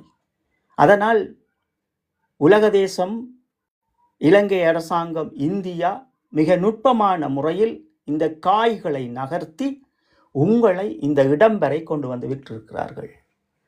நீங்கள் தமிழ் தேசியம் என்று பேசுகின்ற போது எது தமிழ் தேசியம் என்பதை முதல் புரிய வேண்டும். இது யார் தமிழ் தேசியம் பேசக்கூடியவர் என்பதை உணர வேண்டும். இந்த தமிழ் தேசியத்தின் பால் எதற்குள் அடக்கப்படும் என்பதையும் புரிய வேண்டும். தன்னுடைய அம்மா அப்பா, தன்னுடைய வீடு, இதை நாங்கள் பிரதித்துவம் படுத்துவோமா? அல்லது அடுத்தவரின் வீட்டில் போய் நின்று இது என்னுடைய வீடு, என்னுடைய அம்மா அப்பான்னு சொல்லி கொண்டு நிற்போமா? அப்ப இவங்க அடையாளம் வேணும். எங்க இவங்களுக்கு அடையாளம் இருக்கு. இப்போ வந்து நீங்க வந்து இந்த அடையாளம் என்ற இதுல வந்து போகும்போது என்ன, இப்போ அண்மையில வந்து ஃபேஸ்புக் இணையதளங்கள் கூட அல்லது சில யூடியூப் தளங்கள்ல கூட வந்து இப்போ வந்து கனடாவில் நடந்த ஒரு திருமணத்தை வச்சுக்கொண்டு பல பேர் கழிச்சு கொண்டு வைக்கணும். இதுல என்ன வந்து நாங்கள் ஒரு குறுகி அந்த எங்களோட இதுல வந்து எங்களோட அரைவாசி கிட்டத்தட்ட காவாசிக்கு மேற்பட்ட அரைவாசி கிட்ட மக்கள் வந்து போறனால வந்து இந்த வழி எங்களோட பெற்றோர் வந்து வழியால வந்து வெளிநாடுகள்ல வாழ்ந்து கொண்டு இருக்கிறோம். இதுல வந்து எங்களோட அடையாளங்கள் வந்து எங்களுக்கு வந்து ஒரு வேர் இல்லை, ஒரு எங்களோட வேரை தாண்டதுக்கு எங்களுக்கு வந்து ஒரு நாடு இல்லை. அப்படி இருக்கும்போது எங்களோட அடையாளங்கள் மிக வேகமா வந்து அழிஞ்சு கொண்டு போகுதுன்னு அந்த கட்டத்துல வந்து இதுல வந்து எங்களோட அடுத்த சமுதாய பிள்ளைகள் வந்து ஈழத்தமிழரா இல்லாமல் அதை வந்து வேற இதுகளுக்கு போறது வந்து வெள்ளைக்காரர் கல்யாணம் செய்யறதோ, அரபுக்காரர் கல்யாணம் செய்யறதோ, சைனீஸ்காரர் கல்யாணம் செய்யறதோ, இப்படி வந்து இந்த ஆப்பிரிக்கா நாட்டுக்காரர்கள் கல்யாணம் செய்கிறதோ அது வந்து இங்கே வளர்ற சூழல்ல வந்து அது இலவுல நடக்கிற ஒரு விடயம். அது வந்து பிழைன்னு சொல்ல முடியாது. ஆனால் எங்களோட இனத்தை வந்து நாங்கள் தமிழ் தேசியவாதிகளை வந்து எங்களுடைய அடையாளத்தை காப்பாற்றணும் என்றால் இப்படியான செயல்களை வந்து நாங்கள் வந்து ஆதரிக்க கூடாதுன்ற ஒரு புரிதல் எனக்கு இருக்குது. ஏன்னா எனக்கும் வந்து இங்க வந்து வெளிநாட்டுக்காரர்கள் இது கல்யாணம் செய்துட்டு போறது வந்து எத்தனையோ இதுல வந்து ஈஸியான ஒரு முடியாம இருக்குது. என்றாலும் வந்து நான் வந்து இங்க வந்து எப்படி அல்கோஹால் குடிக்கிறது வந்து எவ்வளவு ஈஸியா, பியர்கள் இருந்து எல்லாம் குடிக்கிற விடயங்கள் வந்து எவ்வளவு ஈஸியா இருந்தாலும் வந்து நான் ஏன் அதில் தொடாமல் கடந்து போறேனோ அப்படித்தான் இந்த விடயத்தையும் பார்க்குறேன். எங்கட அடையாளத்தோட நாங்கள் எங்கட மனதுல வந்து எங்களுக்கு ஒரு உறுதி இருக்கணும். அந்த அடையாளத்துக்குள்ள ஒரு வேலியை போட்டுக்கொண்டு நாங்கள் வந்து மற்றவர்களை வெறுக்கக்கூடாது. மற்றவர்களோட இங்க நாம் வந்து வேலை செய்யறது வந்து அசுல்லாமண்டா அகதி மாமில் வந்து நாங்கள் மெடிக்கல் டீம், அது வந்து மெடிக்கல் இதுல வேலை செய்யற நாங்கள் வந்து அந்த மக்களோட வந்து அன்பாவும் இதாக இருந்தால் நாங்கள் பழகுவோம். என்ன என்றாலும் வந்து எங்களோட அடையாளம் அழியக்கூடாதுன்ற இது கூடாதுன்ற ரீதியில வந்து இப்போ வந்து எங்களோட நாங்கள் இதை கதைக்கிறதே இந்த வீடியோக்கள் போட்டுக்கொண்டு இருக்கிறதே வந்து எங்களோட தேங்கி நிற்கிற இனம் வந்து ஓடணும். எங்களோட இது வந்து தேங்கி நிற்க கூட எங்களுக்கான நீதி கிடைக்கணும், எங்களோட அடையாளம் பாதுகாக்கப்படணும், எங்களுக்கான ஒரு வேர் இருக்கணும் என்ற ரீதியில நாங்கள் கதைச்சு கொண்டு இருக்கிறோம். அப்படி வந்து தமிழ் தேசியவாதியா அது உணர்வு ரீதியை நாங்கள் பயணிக்கும் போது இப்படியான செயல்கள் எல்லாம் வந்து நாங்கள் கவலையான ஒரு விடயமா பார்க்கிறோம். இதுல வந்து நாங்கள் சாதி விட்டு சாதி வந்து கல்யாணம் செய்யறதை வந்து இந்த மக்கள் வந்து இழிவா பார்ப்பிடும். ஆனா வெள்ளக்காரனையோ ஒவ்வொரு நாட்டுக்காரனையோ கல்யாணம் செய்யறதை வந்து பெருமையா பார்த்து கொண்டு அதை வந்து இவர்கள் இதன்ற மாதிரி வந்து ஒரு இதை வந்து தண்ணினம் இதுல வந்து யாரும் முறையா அவருங்களே வந்து கணக்க அலம்பினம். இந்த யூடியூப்ல இருக்கிறார்கள் ஒரு சிந்தனை இல்லாமல் ஒரு தூர பார்வை இல்லாமல் தங்களுக்கு வாய்க்குள்ள வந்தது சைக்கோலோகியாக்கள் இதென்று சொல்லிக்கொண்டு பல பேர் இதுக்குள்ள வந்து இதான் வித்த செய்யலாம். இதை வந்து நீங்கள் எப்படி என்ன பார்க்குறீங்க? தரன், இப்படியான விடயத்தை நாங்கள் 2 கோணங்களாக பிரிக்க வேண்டும் தரன். இது வந்து தனியே நாங்கள் இதை தவறென்றும் சொல்லிவிட முடியாது, ஆனால் இது செய்ய வேணும் என்று சொல்லிவிடக்கூடாது. இதான் இங்கே ஐயா நிராஜ் டேவிட் அவர்கள் இன்று கொண்டு வந்த அந்த சொற்பதங்களோடும் அந்த காணொளி ஊடாகவும் நாங்களும் கற்றுக்கொண்ட பாடங்களாக இதை எடுத்து பேச வேண்டும். ஏனென்றால் இப்போ ஈழத்தமிழர்களினுடைய இந்த பூர்வீகம் என்பதும் இந்த அடையாளங்கள் என்பதும் அதை எல்லோரும் ஏற்றுக்கொண்டு நிற்க போறவர்கள் கிடையாது. இதை நாங்கள் சரியாக புரிந்து கொள்வோம். ஆனால் இதில் நாங்கள் என்ன பெரும்பான்மையானவர்கள் புரிந்து கொள்ள வேண்டும் என்றால், நாங்கள் ஒரு 35 லட்சத்திற்கு உள்பட்ட மக்களை கொண்ட ஒரு பூர்வீகத்தை உடைய ஒரு ஈழத்தமிழர்களாக வலம் பெறுகின்றவர்கள். அப்ப எங்களினுடைய இந்த இனத்தினுடைய இந்த கருத்தை வந்து நான் வந்து இந்த வேறு சில இடங்கள்ல வந்து கூடுதல் நாட்கள் வந்து இந்த mix culture, mix couples, mix பெற்றோர் வந்து மிக்ஸ்டாக இருப்பினோம். அப்படிப்பட்ட அது பெற்றோர்களும் இங்கே இருக்கிறோம். இந்த அவர்களை நான் பார்க்கும்போது எங்களுடைய ஸ்கூல்ல இது வரும்போது கூடுதலாக வந்து இந்த மிக்ஸ் கப்பிள்ஸ் இந்த பிள்ளைகள்லாம் பிரச்சனைகளுக்குள்ள அவர் வந்து பிரச்சனைகளுக்குள்ள பெரிய பிரச்சனைகளுக்குள்ள மாட்டுப்பட்டு தவிக்கிற பிள்ளைகளா இருக்கணும். இந்த பிரிஞ்சு இருந்து வாழ்ற பிள்ளைகளும் அவையத்தான் இருக்கணும். பல பிரச்சனைகளை எதிர்நோக்கிற பிள்ளைகளாகவும் அவை தான் இந்த மிக்ஸ் இதுக்குள்ள வந்து கல்யாணம் செய்யுது. பேருந்து அதுக்கு பின்னால வர்ற பிரச்சனைகளை வந்து எதிர்நோக்க பேருந்து ஆரம்பத்துல எல்லாம் வடிவாக இருக்கும். நீங்க ஒரு பார்த்தீங்கன்னா என்றால் ஒரு தமிழ் இளைஞனும் ஒரு வெள்ளக்கார இளைஞனும் ஒரு தம்பதி, வெள்ளக்கார தம்பதியும் தமிழ் தம்பதிக்கு கல்யாணம் நடந்தால் இந்த பிறக்கிற பிள்ளைகள் வந்து எந்த இதாக வந்து வளருவீங்க ஒரு ஸ்ட்ராங்கான கல்ச்சராக இருக்கும். ஜேமன்கார இது கல்யாணம் செய்தா வந்து இங்கே வந்து ஜேமன் நாடுகள் வந்து ஸ்ட்ராங்காக இருக்கிற வேர் வந்து ஸ்ட்ராங்காக இருக்கிற கூடுதலான பிள்ளைகள் வந்து அங்கே வந்து ஜேமன்காரரை தான் அடையாளப்படுத்திக்கலாம். ஆனால் எங்களுக்கு வேறு எங்களுக்கு வந்து எங்களை பிள்ளைகள் கல்யாணம் செய்யும் போது வந்து எங்களை பிள்ளைகள் வந்து தங்களை வந்து கூடுதலாக வந்து கதைக்கிற இங்கே பெரும்பாலும் வளர்கிற பிள்ளைகள் இந்த மொழி கூட வந்து தமிழே அவர்களுக்கு எழுத தெரியாது அந்த கூடுதலான நாட்களுக்கு. அப்படிதான் இங்கே பிள்ளைகள் வளரினோம். அப்படி அவர்கள் இதன்னும் போது அவருடைய பிள்ளைகள் வந்து எந்த இதுக்கு போவினோம், அந்த பிள்ளைகள் எப்படி போவினோம், இந்த வேறே அட்டு போற இதுக்குள்ள போகுதுன்னு அதைத்தான் நாங்கள் வேதனையாக பார்க்குறோம். எங்களுக்குள்ள வந்து எங்களோட கலாச்சாரத்தையும் எங்களோட அடையாளத்தையும் பாதுகாத்து கொண்டு நாங்கள் போகிறோமோ. இப்போது இதில் வந்து சிறந்த உதாரணம் வந்து யூதர்கள். அவர் வந்து ஆயிரக்கணக்கான வருஷத்துக்கு நாடுகளை விட்டு விரட்டப்பட்டாலும் தங்களோட கலாச்சாரத்தை அப்படியே கட்டி பாதுகாத்து கொண்டு மீண்டும் இஸ்ரேலோட நாட்டை கட்டி வைத்து அவர்கள் மீது இப்போ விமர்சனம் இருக்குது. ஆனால் எல்லா அடியும் வாங்கி எல்லா நாடுகளிலும் அவர் விரட்ட எல்லா நாடுகளிலும் அவர் ஓடி கடைசியா இஸ்ரேலோட நாட்டை வந்து அவர்கள் இதண்டு இப்போ பக்கத்தில் இருக்க அரபு நாடுகளையே வந்து 5 அளவுக்கு வந்து அவர்கள் ஒரு இதை வந்து கட்டி அமைக்க வச்சிருக்கார்கள். அவர்கள் இரண்டாம் உலக யுத்தத்துக்கு பின்னால எதிர்நோக்கின அழிவு, அது பாரி ஒரு அழிவன் இன அழிவை தான் அவர்கள் எதிர்நோக்கினார். அதுக்கு பிறகு வந்து மீண்டும் வந்து ஒரு இனம், ஒரு அழிஞ்ச இனம் மீண்டும் வந்து எழுந்து எழுந்து தங்களை வந்து இந்த உலகத்தில் ஒரு வல்லரசு மாதிரி வந்து தங்களை வலிமையா வச்சிருக்கிறது ஒரு உதாரணமாக இருக்கிறது வந்து யூதர்கள். ஆனா எங்கட ஈழத்தமிழர்கள் வந்து ஏனென்னா எங்களோட அடையாளங்கள் எல்லாம் ஒரு இதுக்குள்ளேயே ஒரு கொஞ்சம் சொற்ப நாட்களுக்குள்ளேயே வந்து தங்களோட அடையாளத்தை எல்லாம் துளைச்சு இப்படி அதுவும் எங்கடையவர்களை வந்து எங்களுடைய இனத்துக்கு எதிராக கதைக்கிறது, சோசல் மீடியா பதிகிறது, தங்களை வந்து அறிவாளிகள் என்று கூமுட்டி தூர பார்வை இல்லாத இது கூமுட்டத்தனமான கருத்துக்களை வந்து இவர்கள் பதிவு செய்து கொண்டு ஏன் இப்படி இவர்கள் தங்களை வந்து அறிவாளிகள் மாதிரி வந்து காட்டிக்கொண்டு முட்டாள்களா திரிகிறார்கள், அதை வந்து விளங்கப்படுத்த முடியுமா? தரன் அதான் இப்போ இதை வந்து நாங்கள் இப்போ 2 விடயங்களில் பார்க்க வேண்டும் தரன். இப்போ தேசியத்தோடு நிற்கின்றவர்களும் தேசியத்துக்கு அப்பால் பட்டிருக்கின்றவர்கள் 2 வகை பார்க்கணும். இப்போ திருமணம் என்று நாங்கள் பார்க்கும்போது இப்போ ஒரு சிங்கள பெண்ணை திருமணம் செய்தாலோ அல்லது ஒரு முஸ்லிம் பெண்ணை திருமணம் செய்தாலோ அல்லது ஒரு சிங்கள ஆணை செய்தாலோ அல்லது முஸ்லிம் ஆணை செய்தாலோ இவர்கள் ஒரு இலங்கையராகவே நிற்கப் போகின்றார்கள். இந்த பதம் வந்து இவர்கள் இலங்கையர்களாகவே நிற்கப் போகின்றார்கள்.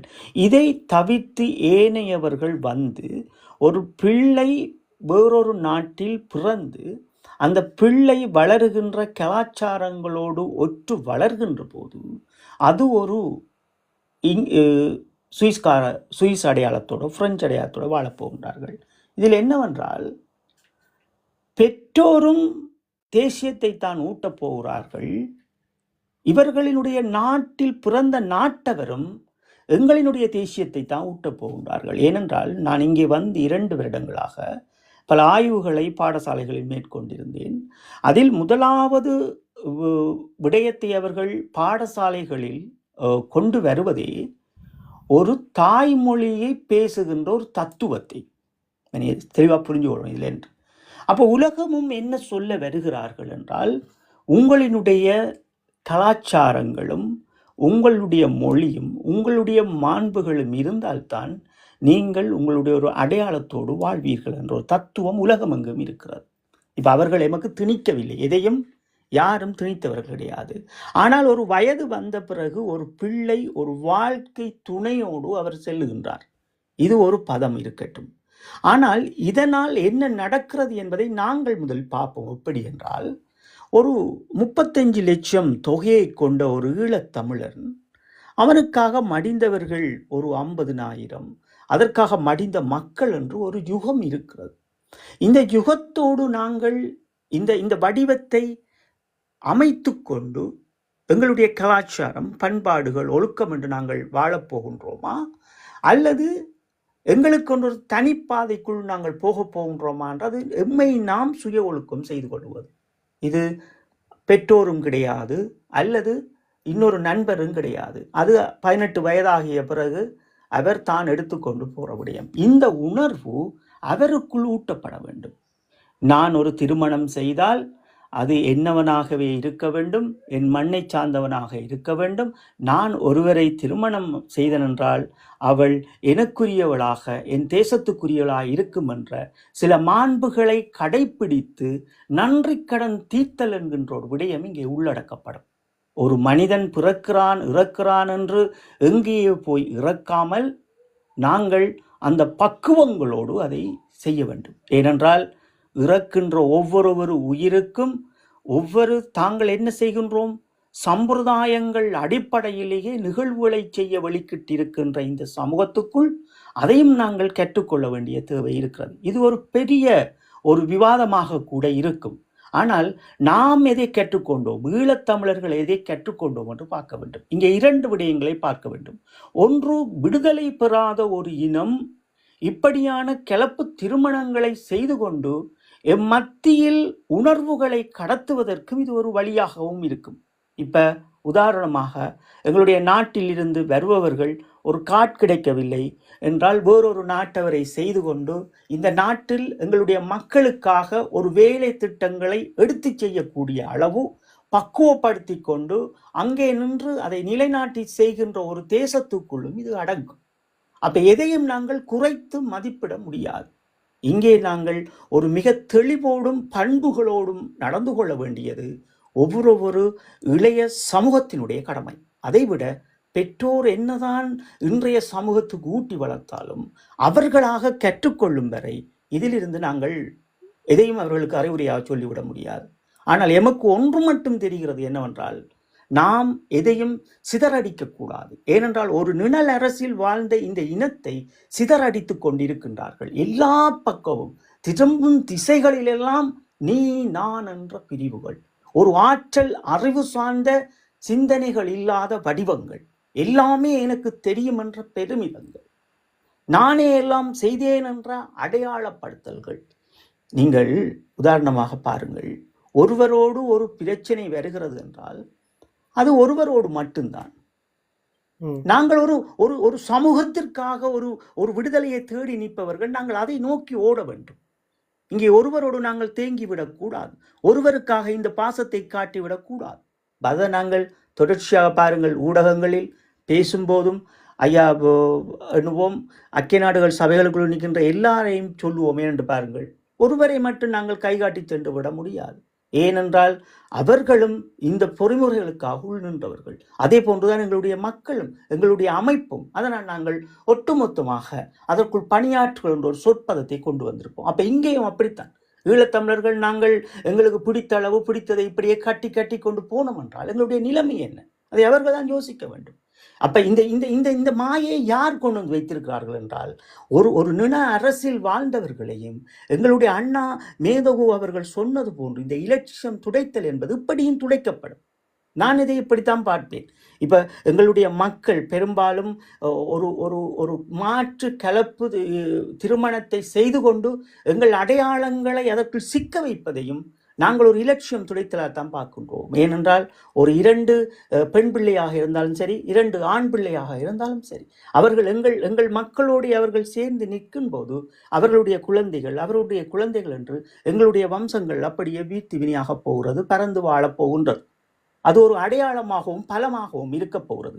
ஆனால் நீங்கள் இதை தொட்டு செல்லுகின்ற போது, ஒரு விடயத்தை தொட்டு சென்றிருப்பீர்கள், இந்த பிள்ளைகள் பிறக்கப்படுகின்ற போது இவர் ஒரு இலங்கையனாகவும் அவர் ஒரு இன்னொருவராகவும் பிறக்கப்படுகின்ற போது அது அவர்களினுடைய அடையாளங்களும் அங்கே சீரழிக்கப்பட போகின்றது.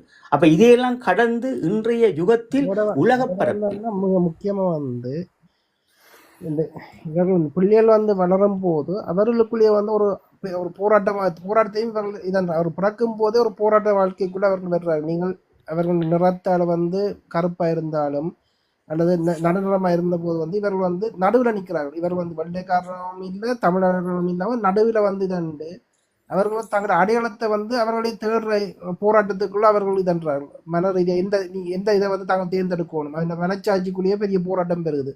எந்த மொழியை நாங்கள் தேர்ந்தெடுக்கணும், இந்த பக்கம் போவது சரியா, இவையோட சேர்ந்து இதன்ற இதாண்டு ஒரு பெரிய கான்ஃப்ளிக்ட்டுக்குள்ளேயே அந்த பிள்ளைகள் வளர்றபடியால் அது அவர்களுக்குள்ளேயே ஒரு யுத்தமாகவும் மனத்தத்துவ ஒரு யுத்தமாகவும் அது மாறுது.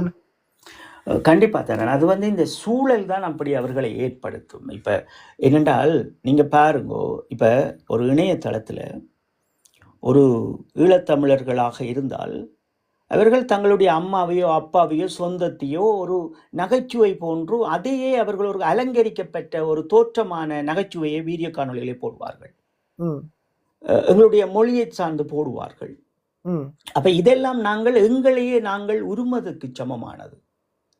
வீட்டுக்குள் நடக்கின்ற விடயங்கள், பழக்க வழக்கங்கள், இதையெல்லாம் தாங்கள் சுட்டிக்காட்டுவதாக நினைத்து கொண்டு ஊடகங்களில் அதை கொண்டு வருகின்ற போதே எங்களினுடைய கலாச்சாரங்களும் மாண்புகளும் சிதையடிக்கப்படுகிறது. அதான் நாங்கள் ஒருபோதும் ஏற்க போறது அல்ல. இதுல முக்கியமாக நாங்கள் பார்ப்பது என்னவென்றால், இப்ப ஈழத்தமிழர்களை சார்ந்த அளவு ஒரு அண்ணா வருகிறார் என்றார். அவர் இங்கே கஷ்டப்பட்டு காட்டுக்காக எத்தனையோ கஷ்டப்பட்டு இரவு பகல் குளிருக்குள் நின்று அவருடைய துணைவியாரை எடுத்த பிறகு அவர் வேலைக்கு செல்லுகின்றார். பிறகு 2 பேருக்குள்ளே ஒரு முரண்பாடு வந்த பிறகு உடனே அவர்கள் பிரிந்து செல்லுகின்றார்கள். இது எவ்வளவு பெரிய விடயத்தை இங்கே நொறுக்கி கிடக்கிறது. இதெல்லாம் நான் பார்க்கின்றேன். இது ஒரு பெரிய விவாதம் இது பேசுவதற்கு. என்றால் நல்லதானே இருந்த நீங்கள் ஏன் இந்த பிரச்சனை நீ நான் என்ற பிளவு வருது? ஒன்று பணத்தால் வர வேண்டும், அல்லியல் ஆடம்பரத்தால் வர வேண்டும். அல்லையில் ஒரு ஒரு கல்ச்சருக்குள் நிற்காத அளவு இது இது இந்த காய் நகர்த்தப்பட வேண்டும். அப்ப இதையெல்லாம் நாங்கள் சரி செய்ய வேண்டும் முதலில். இப்படியே நாங்கள் ஒரு ஈழத்தமிழர்கள் எப்படி வாழ வேண்டும் என்று பலவீனப்படுத்துகின்ற விடயங்கள், இதெல்லாம் பலவீனமாக நான் பார்க்கின்றேன். இப்ப புலத்தை பொறுத்தளவில் நாங்கள் பலமாக பார்த்து இப்ப நாங்கள் ஆயுதங்களோடும் வரிகளோடும் நின்ற காலம் புலம் என்பதை பலமாக பார்த்து வாழ்ந்த நாங்கள். ஆனால் இன்று நாங்கள் இங்கே வந்த பிறகு பலவீனமாக பார்க்கின்றோம் பல விடயங்களை. இந்த குடும்ப பிரச்சனைகளை கூட நாங்கள் பலவீனமாகத்தான் பார்க்கின்றோம். ஏனென்றால் அவர்கள் அதற்குள்ளேயே அவர்களால் எழும்பி வர இயலாத அந்த யுகத்துக்குள் நிற்பார்கள். அப்ப எப்படி எங்களுடைய இந்த தேசியத்தின் பால் அவர்கள் நிற்க முடியும்? ஒரு தேசியத்திற்காக ஒரு கருத்தரங்கை நாங்கள் செய்யும் போதே அவர்களுக்கு அடுத்த யோசனை பெமிலியை பற்றி போய் கொண்டிருக்கும்.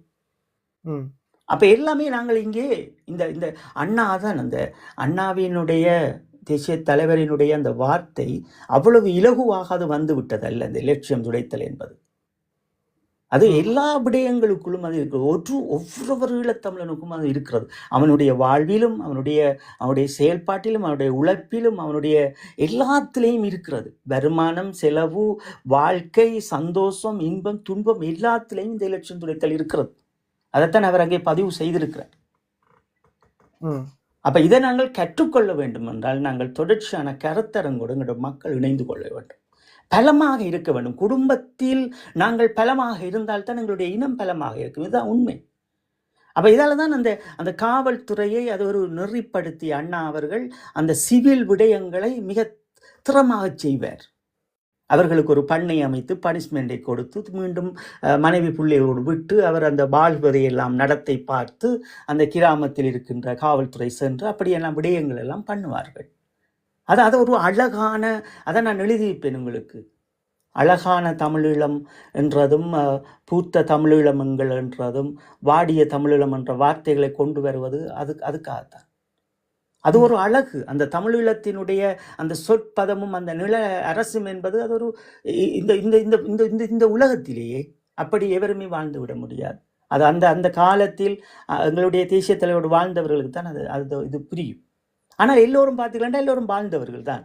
ஆனால் ஏன் இந்த முரண்பாடு வருது என்றால் 5 நிமிடம் அமைதியான சிந்தனைகளும் தெளிவு இல்லாத ஒரு சொற்பதமும் இங்கே கொண்டு வந்து எறியுது. இந்த சொற்பதம் தான் நாங்கள் டிக்டாக்லேயே பார்க்கிறோம். சொற்பதங்கள் எதுக்குமே புரிந்தவர்கள் கிடையாது. ஒற்று போக்கிலே நிற்கிறார்கள் எல்லோரும். இப்போ ஒன்றுதானே தரேன், இத்தனை வருஷமும் இந்த ஊடகங்களில் வெளியில் வந்து நாங்கள் தொடர்ச்சியாக பேசியிருக்கிற விடயங்கள் எல்லாமே எங்களுடைய இனத்தை நாங்கள் காப்பாற்றுவதும் தேங்கி இருக்கிற இடங்களை உடைப்பதும்.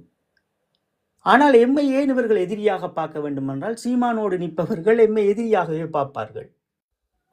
இவர்கள் செய்கின்ற பணி என்ன, இவருடைய கருத்தரங்கம் என்ன, இவர்கள் எதை சார்ந்து பயணிக்கிறார்கள் என்கின்ற விதத்துக்குள் நிற்க மாட்டார்கள். ஆனால் அதுக்குள் ஓடி போய் நின்று கொண்டு அது தமிழ் தேசியம் என்று அவர்களை ஏமாற்றி கொண்டு நிற்பார்கள். அப்ப அவர்களோடு நாங்கள் என்னென்று ஏமாற்றி போவோம். நான் என்னுடைய இனத்தினுடைய விடுதலைக்கு நிற்கின்றேன், ஏமாறும் இடத்தில் இருக்கின்றவர்களை காப்பாற்ற நினைக்கின்றேன், அவ்வளவுதான்.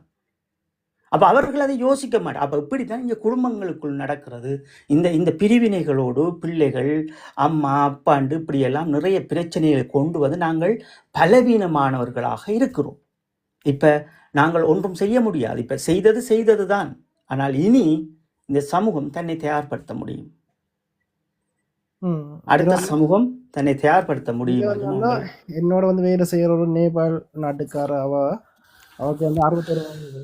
அவ வந்து 28 வருஷத்துக்கு ஒரு இப்போ மகளுக்கு 28 வயதுன்றா ஒரு 30 வருஷத்துக்கு முதல் வந்து ஜேமங்கார ஒருவரை வந்து கல்யாணம் செய்திருக்காங்க. நேபாளில் லவ் பண்ணி கல்யாணம் செய்திருக்கா. அவன் குடும்பத்துக்குள்ளேயே பலத்த எதிர்ப்பு கிளம்பி வச்சுது, பலத்த போராட்டங்கள் ஒடிச்சு தான் காதலிச்சோம் கல்யாணம் செய்தவன்ட்டு சொல்றா. இப்போ வந்து இந்த வெளிநாட்டுக்கு வந்துட்டா, பேருந்து வெளிநாட்டுக்கு வந்து இங்கே வாழ்றா, இங்கே நேசா வேறு செய்து கொண்டு இருக்கிறா. அவர்கிட்ட நான் கேட்டேன், இந்த எப்படி அந்த பிரச்சனை வந்ததோ உண்டு, கல்யாணம் செய்ய பிரச்சனை கணக்க பிரச்சனை வந்தது, கதைக்காமல் எல்லாம் இருந்து தாங்கள் வந்து இருந்தனாங்க, ஒளிச்சு இருந்தனாங்க. இப்போ மகள் பிறந்து இதன பிறகு வந்து இப்போ ஒற்றுமையாயிட்டோம், இப்போ இதன்றோம். இப்போ வந்து தன்னை மனசன் நல்லவர் என்றாலும் வந்து சொந்தங்கள் ஒன்றும் இல்லை. இது இல்லை தான் இறக்கும் போது வந்து கொஞ்ச நாள் வேலை செய்து போட்டு தான் திருப்பி நேபாளில் தான், இங்கே ஏமனில் ஒன்றும் இருக்க போகிறது இல்லை, நான் நேபாளில் தான் போய் இருக்க போகிறேன். இங்கே வந்து எனக்கு இங்கே வந்து இருக்கிறது ஒரு யோசனை இல்லை. இங்கே வந்து எல்லாம் காசு எல்லாம் கூட உழைக்கிற காசு எல்லாம் எதுக்கு முதியோர் இல்லாதது தான் செலவழிக்கணும். பிள்ளைகள் பார்க்க மாட்டேன். இந்த பிள்ளைகள் அந்த அங்கேண்டா சொந்த பந்தங்கள் சுத்த இருக்கிறோம். மற்றபடியாக அந்த அந்த சூழல்லாம் தான் இருக்க சரியா இருக்கு. ஏமங்காரம் செய்த கரியம் செய்த ஒரு ஆளை வந்து இவ்வளோ காலத்துக்கு புறம் வந்து இப்படி நிற்கணும் என்ன அவள் ஏமங்காருடைய வாழ்ந்த ஒரு இது. ஆனால் எங்கட மக்கள் வந்து இந்த ஏன் இப்படி அந்த கொஞ்ச காலத்துக்குள்ளேயே இப்படி மாறி நிற்கலாம். ஓகே தரன், இன்னைக்கு நிறைய பிரச்சனை கதைச்சிருக்கிறோம் நாங்கள். இவர்கள் அவரவர்களுடைய சொந்த பிரச்சனை, கண்ணை விழித்திருக்கட்டும், கண்ணை திறந்திருக்கட்டும், மனதை திறந்திருக்கட்டும், இருபாலாரும் ஆண் பெண் இருபாலாரும் பலிகளையும் நாங்கள் யார், நாங்கள் எதற்காக இங்கே வந்தோம் புலம்பெயர்ந்து, இந்த புலம்பெயர்ந்து வந்ததுகளில் எவ்வளவு சகோதரர்களுடைய குடும்பங்கள் அவர்கள் எவ்வளவு கஷ்டப்பட்டிருப்பார்கள், மனைவி பிள்ளைகளை எல்லாம் விட்டு வந்து இங்கே கஷ்டப்பட்டு உங்களை எல்லாம் எடுத்திருப்பார்கள். அதையெல்லாம் பார்க்கும்போதும் அவர்களை நினைக்கும் போதும் இன்று தனிமையாக இந்த ரோடுகளில் பியற்றினோடு திரிகின்ற அண்ணாக்களை எல்லாம் பார்க்கும்போதும் அப்பாக்களை பார்க்கும்போதும் அவ்வளவு வலிகளாக இருக்கிறது. இந்த இந்த ஒரு இனம் வாழ வேண்டும் என்கின்ற ஒழுக்க பதங்களோடு வாழ்ந்த இனம் என்று புலத்தில் நாங்கள் எதை சரி செய்ய போகின்றோம் என்று எனக்கு புரியவில்லை. ஆனால் நாங்கள் அழிவது நிச்சயம். அது இந்த உலகம் அதுக்கு தயாராகிட்டு கொண்டு வந்து விட்டுருக்கு. அனுர அலையும் இன்றைக்கு வீசி அடைக்குது. உடனே தயார் பண்ணுங்க. மீண்டும் எங்களுடைய கருத்தரங்கில் இந்த உலகத்தில் இருக்கின்ற நீங்கள் எல்லோரும் தயவு செய்து 5 நிமிடம் ஏதும் ஒரு தெளிவோடு வாழ்வினுடைய தெளிவோடாக இருந்தாலும் சரி, அல்லது அரசியல் தெளிவாக இருந்தாலும் சரி, அல்லது ஒரு யூகங்களாக நாங்கள் எதை வகிக்க வேண்டும் என்றாலும் சரி, ஒற்றுமை என்பது என்ன என்றாலும் சரி, உங்களுடைய கருத்தை நாங்கள் கேட்பது தயாராக இருக்கும். அதே போன்று நீங்களும் அறிந்து கொள்ளுங்கள் என்பதை சொல்லுகின்றோம். ஏமாறாதீர்கள். இங்கே ஒருவரால் இதை சரி செய்ய முடியாது. ஒரு இனத்தால் தான் எமது விடுதலையை சரி செய்ய முடியும். எங்களுடைய மாவீருடைய கனவுகளை நாங்கள் சுமந்து செல்ல முடியும். இதுவரை நேரமும் கேட்டவர்களுக்கு நான் நன்றியை கூறிக்கொண்டோம். தம்பி தரன் அவர்களுக்கு நாங்கள் நன்றியை கூறிக்கொண்டு விடைபெறப்போகின்றேன். தரன், மிக்க நன்றி உங்களுக்கும். பல விடயங்களை இன்று நாங்கள் அலசி பேசியிருக்கின்றோம். அதில் முக்கியமாக நாங்கள் ஐயா நிராஜ் டேவிட் அவர்கள் ஒரு முக்கியமான விடயத்தை தொட்டிருக்கின்றார். அவருக்கும் நாங்கள் சொல்லுவது, ஐயா நீங்கள் உங்களை நாங்கள் எங்களுடைய இந்த வடக்கு கிழக்கின் ஒரு மூத்த ஒரு அறிவிப்பாளராக, ஒரு எழுத்தாளராக, ஒரு அடுத்த தலைமுறையினுடைய ஒரு வழிகாட்டியாக உங்களை நாங்கள் பார்க்கின்றோம்.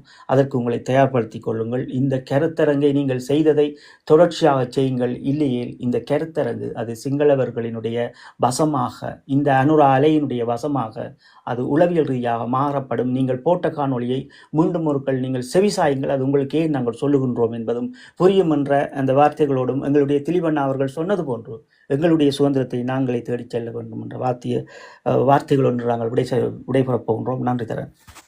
மிக்க நன்றி அண்ணா. நாங்கள் இன்றைக்கு வந்து சரத் பொன்சேகா தொட்டு நிராஜ் டேவிட் அவர்களோட இந்தியன் காணொலியில இருந்து தங்கச்சி நிசா அவன் கருத்துக்கு இது வந்த எதிர்வினைகள், அது அவதூறுகளை பற்றி இருந்து, காசா பிரச்சனையில் இருந்து பல விடயங்களை வந்து நாங்கள் இதில் வந்து இந்த கனடாவில் ஒன்றும் எங்களோட இனத்திலேருந்து அடுத்த ஜெனரேஷன் பிள்ளைகள் வந்து மாற்றினத்தை வந்து கல்யாணம் எங்களோட இனத்தில் சாதி விட்டு சாதி வந்து கல்யாணம் செய்ய மாட்டோம். ஆனால் மாற்றினங்களில் ஓடிப்போய் நாட்டம் கொண்டு கல்யாணம் செய்கிற விடயங்கள்லேருந்து பல விடயங்களை வந்து நாங்கள் தொட்டு இதன்றிருக்கிறோம். அதில் வந்து இந்த தூர பார்வை இல்லை, இது இல்லை, ஒரு சுயநலத்துக்குள்ளேயே எங்களோட இனம் மாண்டு போய் இருக்கின்ற விடயங்களை வந்து இதன்று இருக்கிறோம். மீண்டும் ஒரு காணொலியில் வந்து மீண்டும் ஒரு நேரில் சந்திப்போம். இதுவரையும் கேட்டுக்கொண்டிருந்த அனைவருக்கும் மிக்க நன்றிகள். தொடர்ந்தும் பயணிங்கள். நீங்களும் வந்து மேலே வந்து உங்களோட கருத்துக்களை பதிவு செய்யுங்கள். இதில் வந்து எல்லாருக்குமான கருத்து சுதந்திரத்தை வந்து நாங்கள் வந்து தன்னோம். தகுந்த மொழியில் தமிழுக்கு மரியாதை கொடுத்து, உறவுகளுக்கு மரியாதை கொடுத்து நீங்கள் கதைக்கும் போது அதுக்கான மரியாதையும் வந்து நாங்கள் கொடுத்துத்தான் பயணிப்போம். இணைஞ்சிருங்கள். இதில் வந்து ஒரு சகோதரர் வந்து கேட்டு இணைகிறதுக்கு என்னென்னு கேட்டு. வணக்கம் சகோதரர்.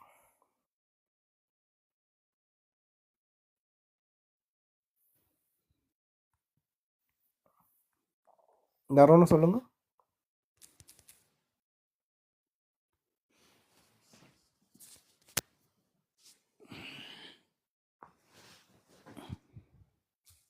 யாரும் நிற்கிறீங்களோ? ஓகே, மாதிரி வந்துட்டார் நிற்கிறேன். அனைவருக்கும் நன்றிகள். மீண்டும் ஒரு நேரில் சந்திப்போம்.